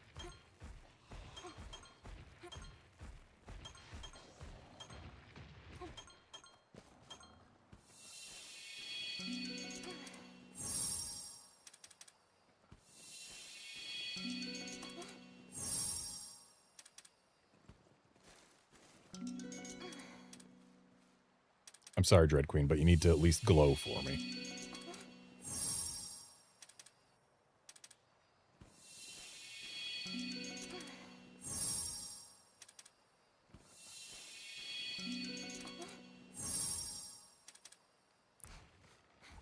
Okay, no Dread Queens from here.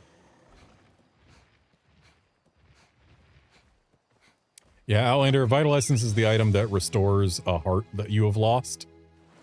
And the only way to get them in this demo is from those dens.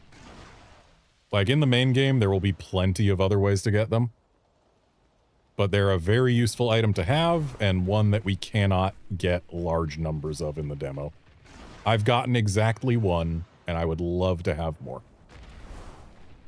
Because they let you make strategies more reliable for defeating things like, say, Espinas and Namiel.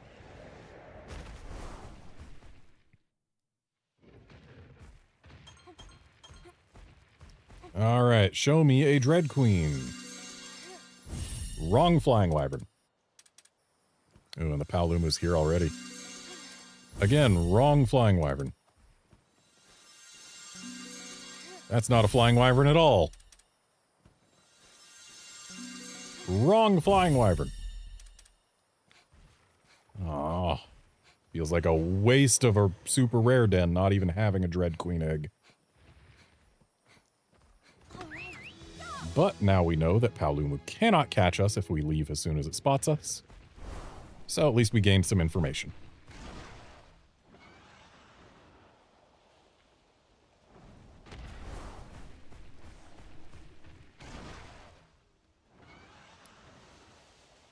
Yeah, Calfor, when it comes to surrogate gems, I've had much better luck getting those than I have getting Vital Essences. I've got one Vital Essence, but I've got 2 surrogate gems.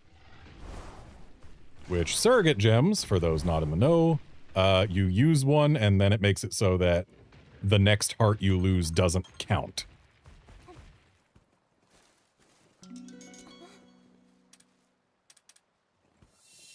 Yes, Outlander, every single egg is the highest quality in a super rare den, at least as far as I've seen.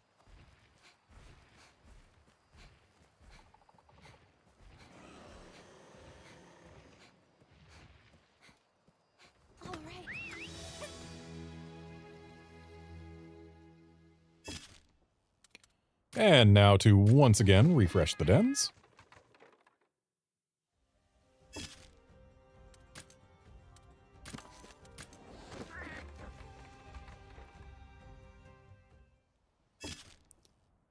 Okay, we once again have 3 dens here. One is regular rare, which, hey, that's better than having them all be normal.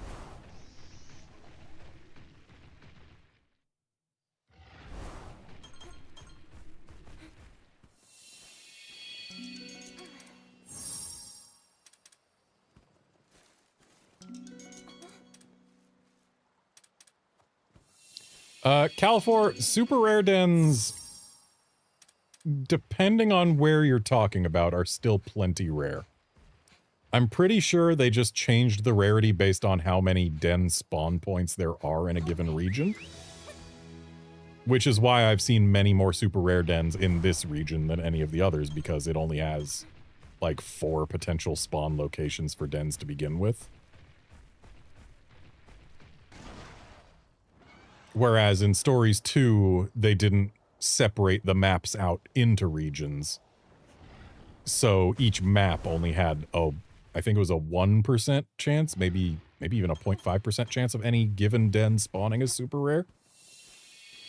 So yeah, super rare dens are more common in specific regions than they were in Stories 2.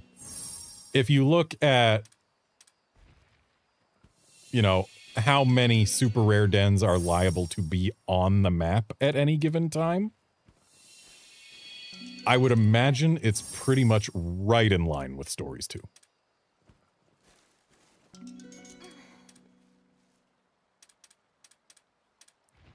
Well, this den was a wash.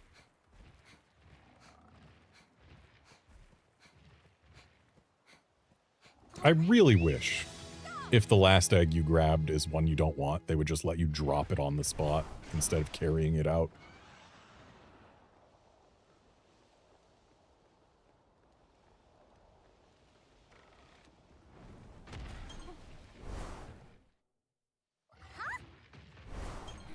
Hey, we got double egg spots.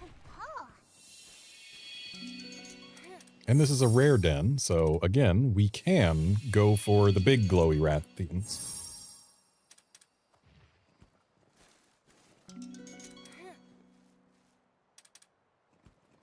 And I need to hydrate, so I'm going to do that.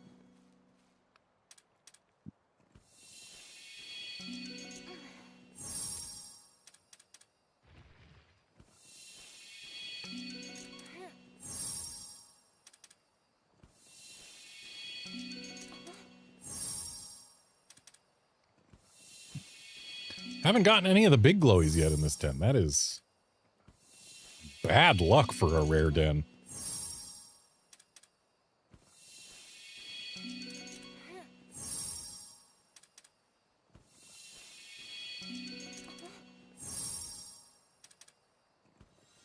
There's one.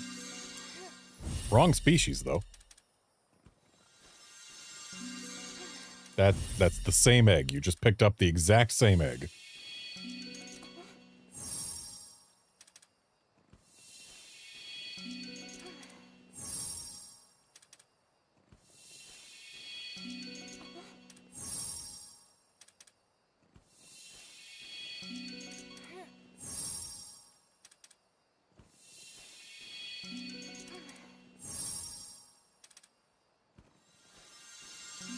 There we go.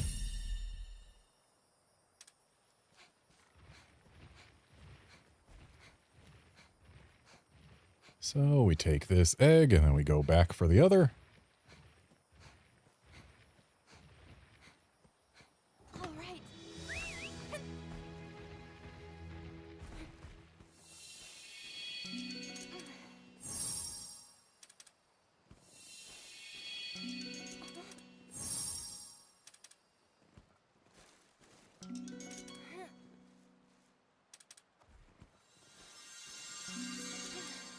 Wrong species.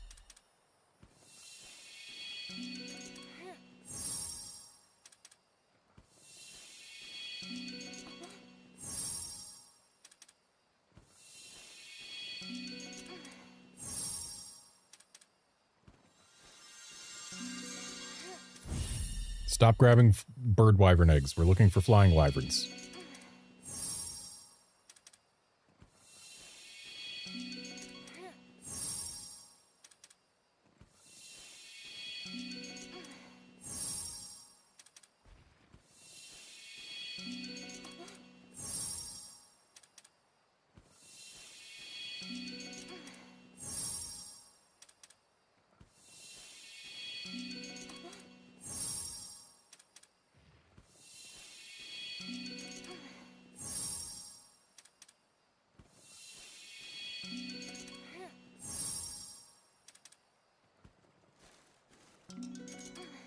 Feels really weird getting a not even glowy egg.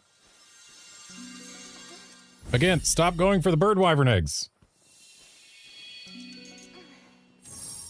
See, that's like what we want, but we want it to be even more glowy than that. Come on, game.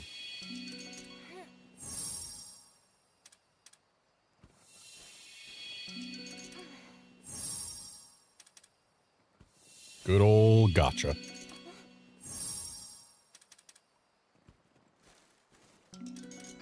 Thankfully, what we're going for is not as rare as a 5-star in your average gacha game. And it costs us no additional money. Only time. I guess it costs the money that is being used to power the system, but that's a very indirect cost. More indirect than most gacha purchases.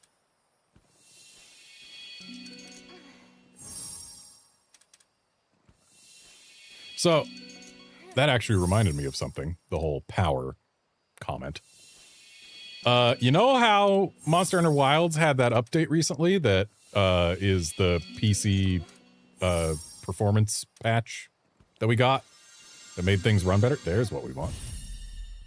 The whole reason I got my 5090 in the first place was, you know, I figured, hey, I might as well put my name in the hat because I want to be able to play this game and stream it without using DLSS.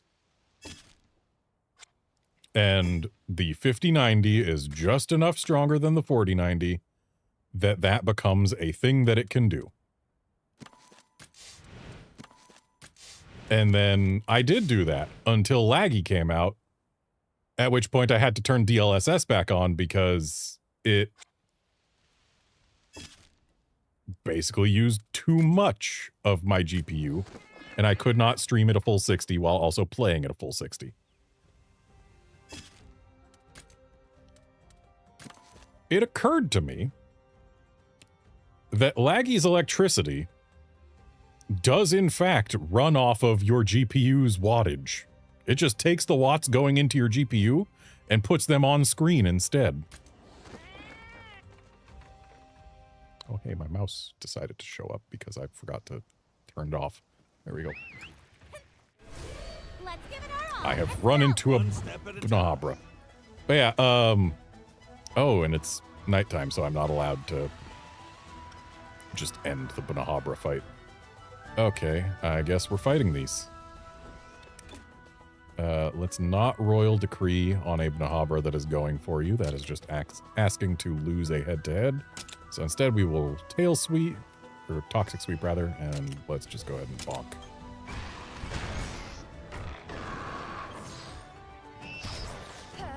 Look at that, we're doing actual combat again for the first time since we beat the Brachy. You did it! This will do it! All right! Oh, that teamwork. But yeah, anyway, Laggy showed up, made me have to turn DLSS back on.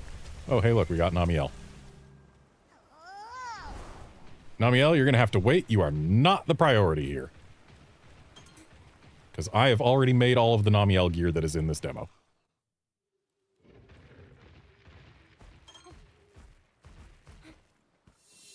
But yeah. Okay, this is good enough for a non-rare den. Anyway. Patch came through. Now I am running... I used to be getting, like, just over 60 FPS reliably in the hub. The Grand Hub. Now I'm getting generally 85 while running DLAA in the Grand Hub. So, you know, running at native 4K and upscaling for specifically anti-aliasing purposes. Which, that's pretty nice. But if we look at what a 4090 in my exact system would be capable of under the new patch, my reason for getting the 5090, thanks to the performance patch, is now effectively invalidated. Because now a 4090 is capable of running the game and streaming it without DLSS at 60 FPS 4K. But the 5090 does make it so that I have more headroom to do so, so I'll still take it.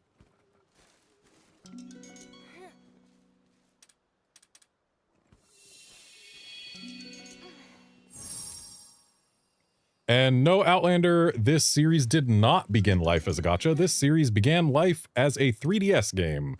But the second game based on it was a gacha game on mobile. Monster Hunter Riders. And then we got Stories 2, which was Stories 2. And now we've got Stories 3. So now 3 of the 4 games where Capcom has had Riders, 3 have been not gacha games. Okay, this is a standard den, even if it's got 2 nests. So we are going to take this regular sparkly Dread Queen.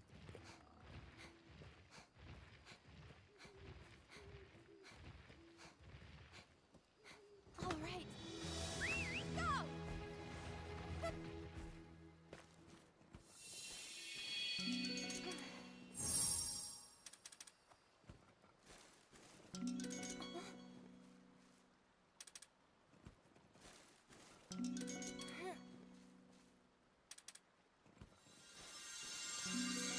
Ooh, we will absolutely take a highly potent Dread Queen from this normal den.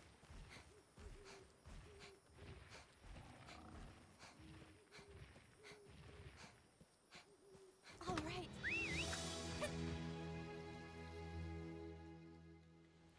Okay, how are we doing on Dread Queen eggs? We are at 10 out of 12.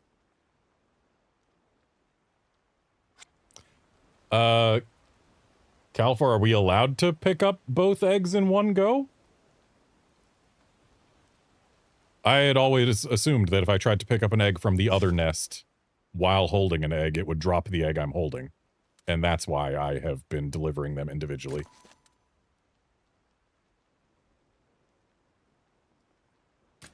Anyway, let's just go lose to this Namiel. Might as well get the part from it. Considering I don't know if it'll stick around between visits to town. No way. Okay, so we can just grab from both both nests without delivering them. Good to know. Very good to know. No. What?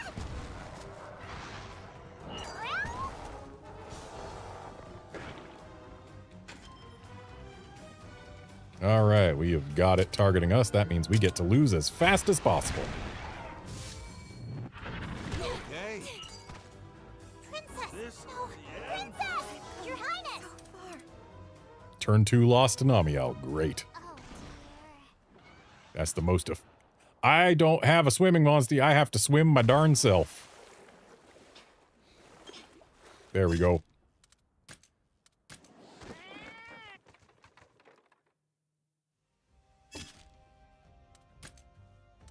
Alright, we just need 2 more normal Dread Queen eggs. As in normal type, not normal sparkliness. And we have got 4 dens to get them from, one of which is rare. Let's start off going for the rare den. Because that at least has a higher chance of getting us a better Dread Queen egg. And I would much rather be able to leave as soon as we finish getting another Dread Queen egg from the non-rare dens.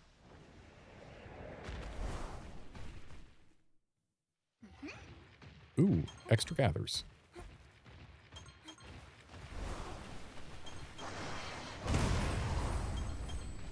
Fingers crossed for Vital Essence. That is not Vital Essence. I think Paraheal Powder is the thing I've gotten the most from those chests.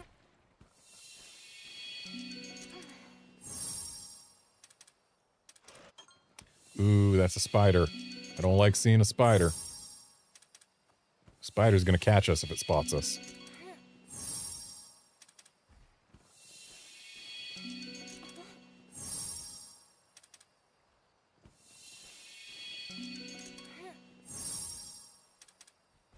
And we don't even get a Dread Queen egg from this den. So let's let the spider catch us, and then we can run, and then... Here's a challenge. There we go. We are out of the den.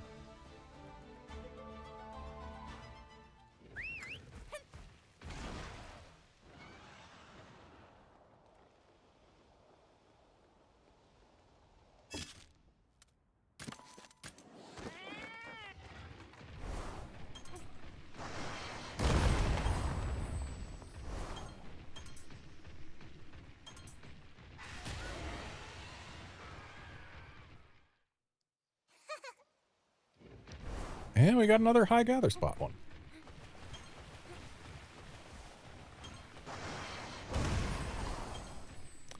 With a Paolumu to not step on.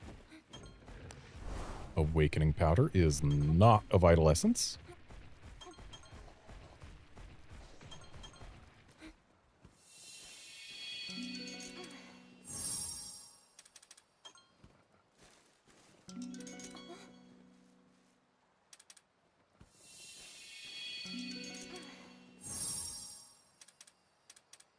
And no Dread Queen eggs to be found in here.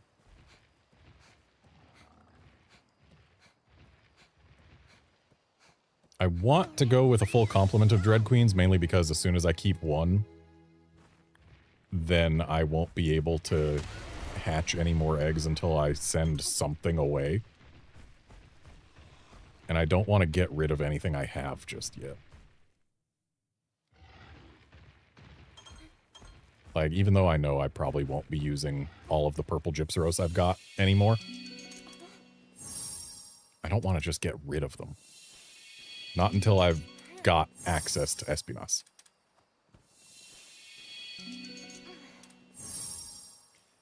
Yep, Outlander, there is in fact a little egg display in the bottom right. It's very handy. It shows you exactly how sparkly it is.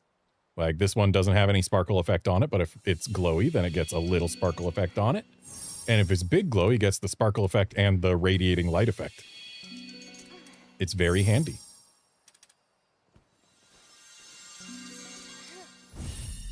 If only that was a Dread Queen and not a frog.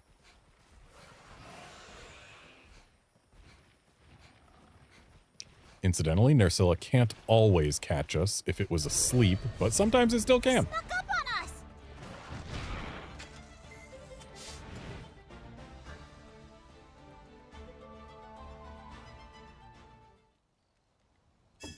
Okay, so how are we doing on eggs? We've got one to trash, and there's only one more den to even look at here right now, so let's just refresh the dens now. Might get a rare one with 2 nests. That would be nice. Might get a super rare one with 2 nests. That would be nice.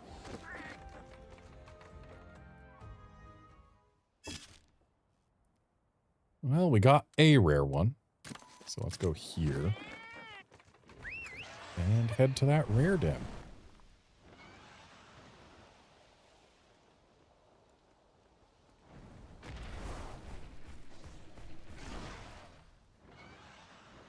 Fingers crossed for 2 nests.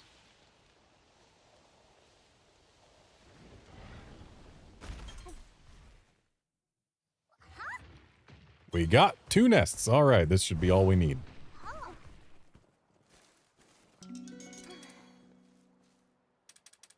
Now we just gotta hope that either I get my Dread Queens fast enough, or if a monster shows up, it's not one that's a pain to deal with at night.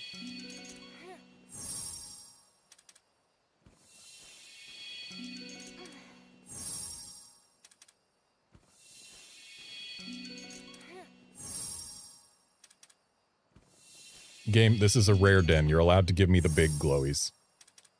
Just saying.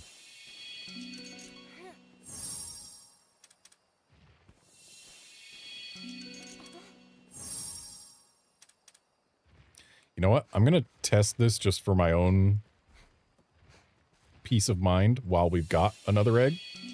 Yep, we can in fact just grab 2 separate eggs at once and it doesn't get rid of them. Good to know. Very good to know.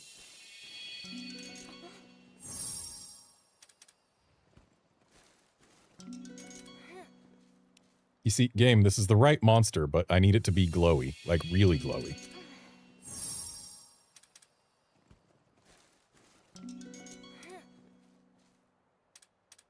Because as soon as we've got these... I mean, that's still regular glowy, but we need bigger glowy. As soon as we've got these 2 Dread Queens, I'm allowed to hatch them, and then we can watch 12 glowy plus Dread Queens hatch at once, and then I can take my pick of the litter.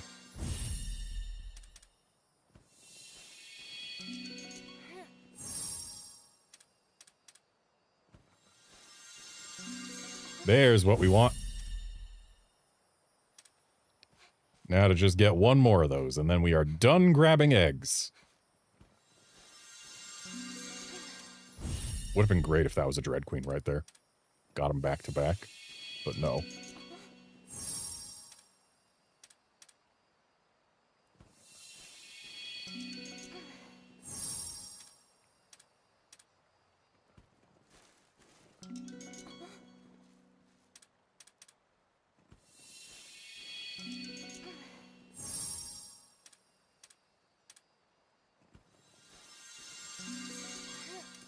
A spider is not a Dread Queen game.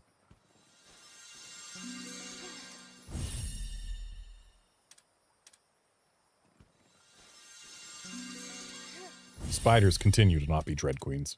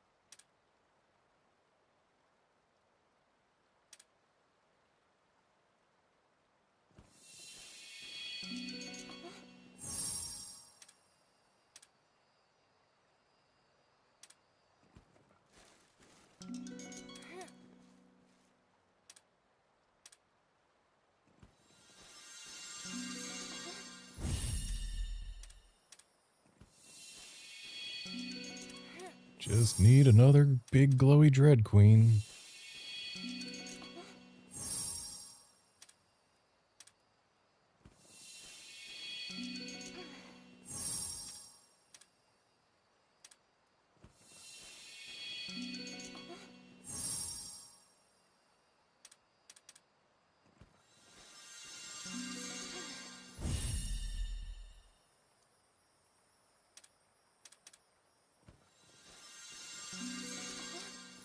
Getting a good handful of big glowies that aren't Dread Queens. I don't like that Rudy's getting a bad feeling and we're not getting the egg we want.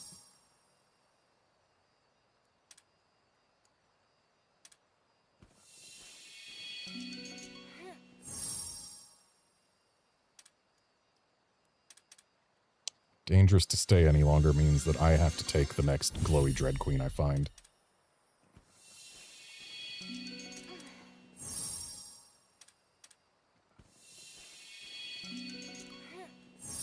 Yep, I would have liked another big glowy, but there's no guarantee that there is a big glowy Dread Queen in that pile before it runs out. All right. And this way we get to actually hatch our Dread Queens. Oh.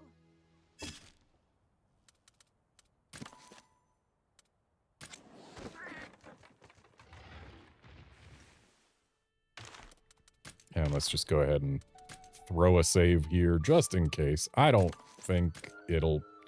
Like, I'm pretty sure we can't just re-roll what is in the eggs once we've got them.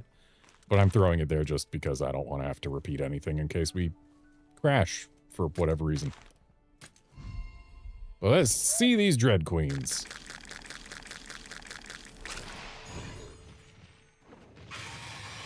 Bunch of gray Dread Queens. Okay, this one is nothing particularly special. Again, nothing particularly special. What we're looking for, I believe, is bingos. I don't know if there's any specific skill we want. Blight Proof only prevents Blast Blight in this game, for the record. Fire Defense Boost might be okay, but I don't think it matters against Espinasse. Level gap is too big for any defense boost skill to make any difference. So really what we're looking for, I guess, is just bingos. Fire attack boost could be nice.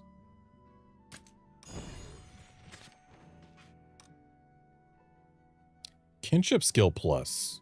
That is good.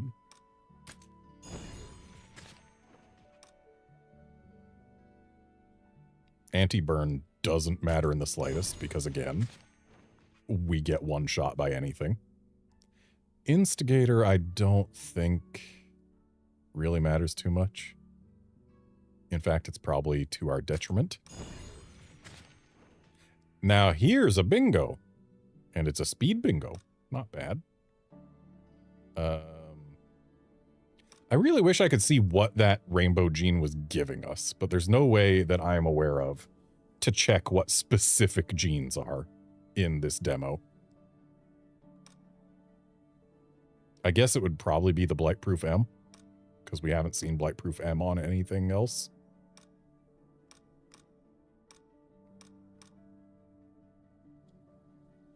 I guess also anyone that has Battle Thirst Awakened is probably worth keeping.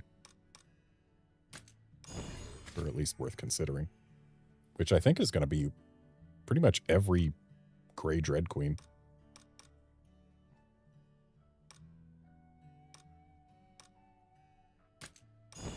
That one had fire attack boost M. Alright, well, we've probably got some that are worth keeping in there. And with that, I'm going to go ahead and call this a stream. I don't know if I'm going to fight Espinas on stream. Like, again, it's an hour-long fight if you succeed.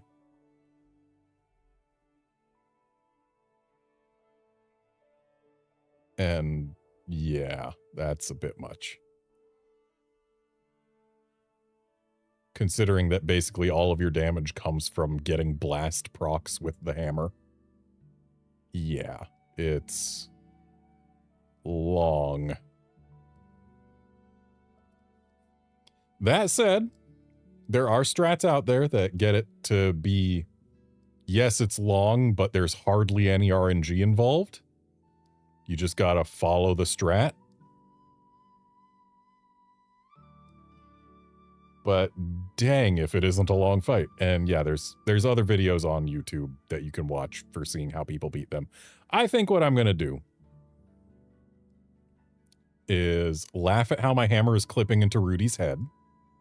Ha ha ha. And then I am going to actually call this quits for the demo on stream. Next time you see me play Monster Hunter Stories 3, will be in the full game. I'm going to have a spiky boy. I might also have a wet zappy dragon. I will have a spiky boy, though. Guaranteed. So yeah, that's it for this stream. Thanks, folks, for dropping by to watch and chat and all that. And I will be back on Thursday for actually Monkey Game. See you then, friends.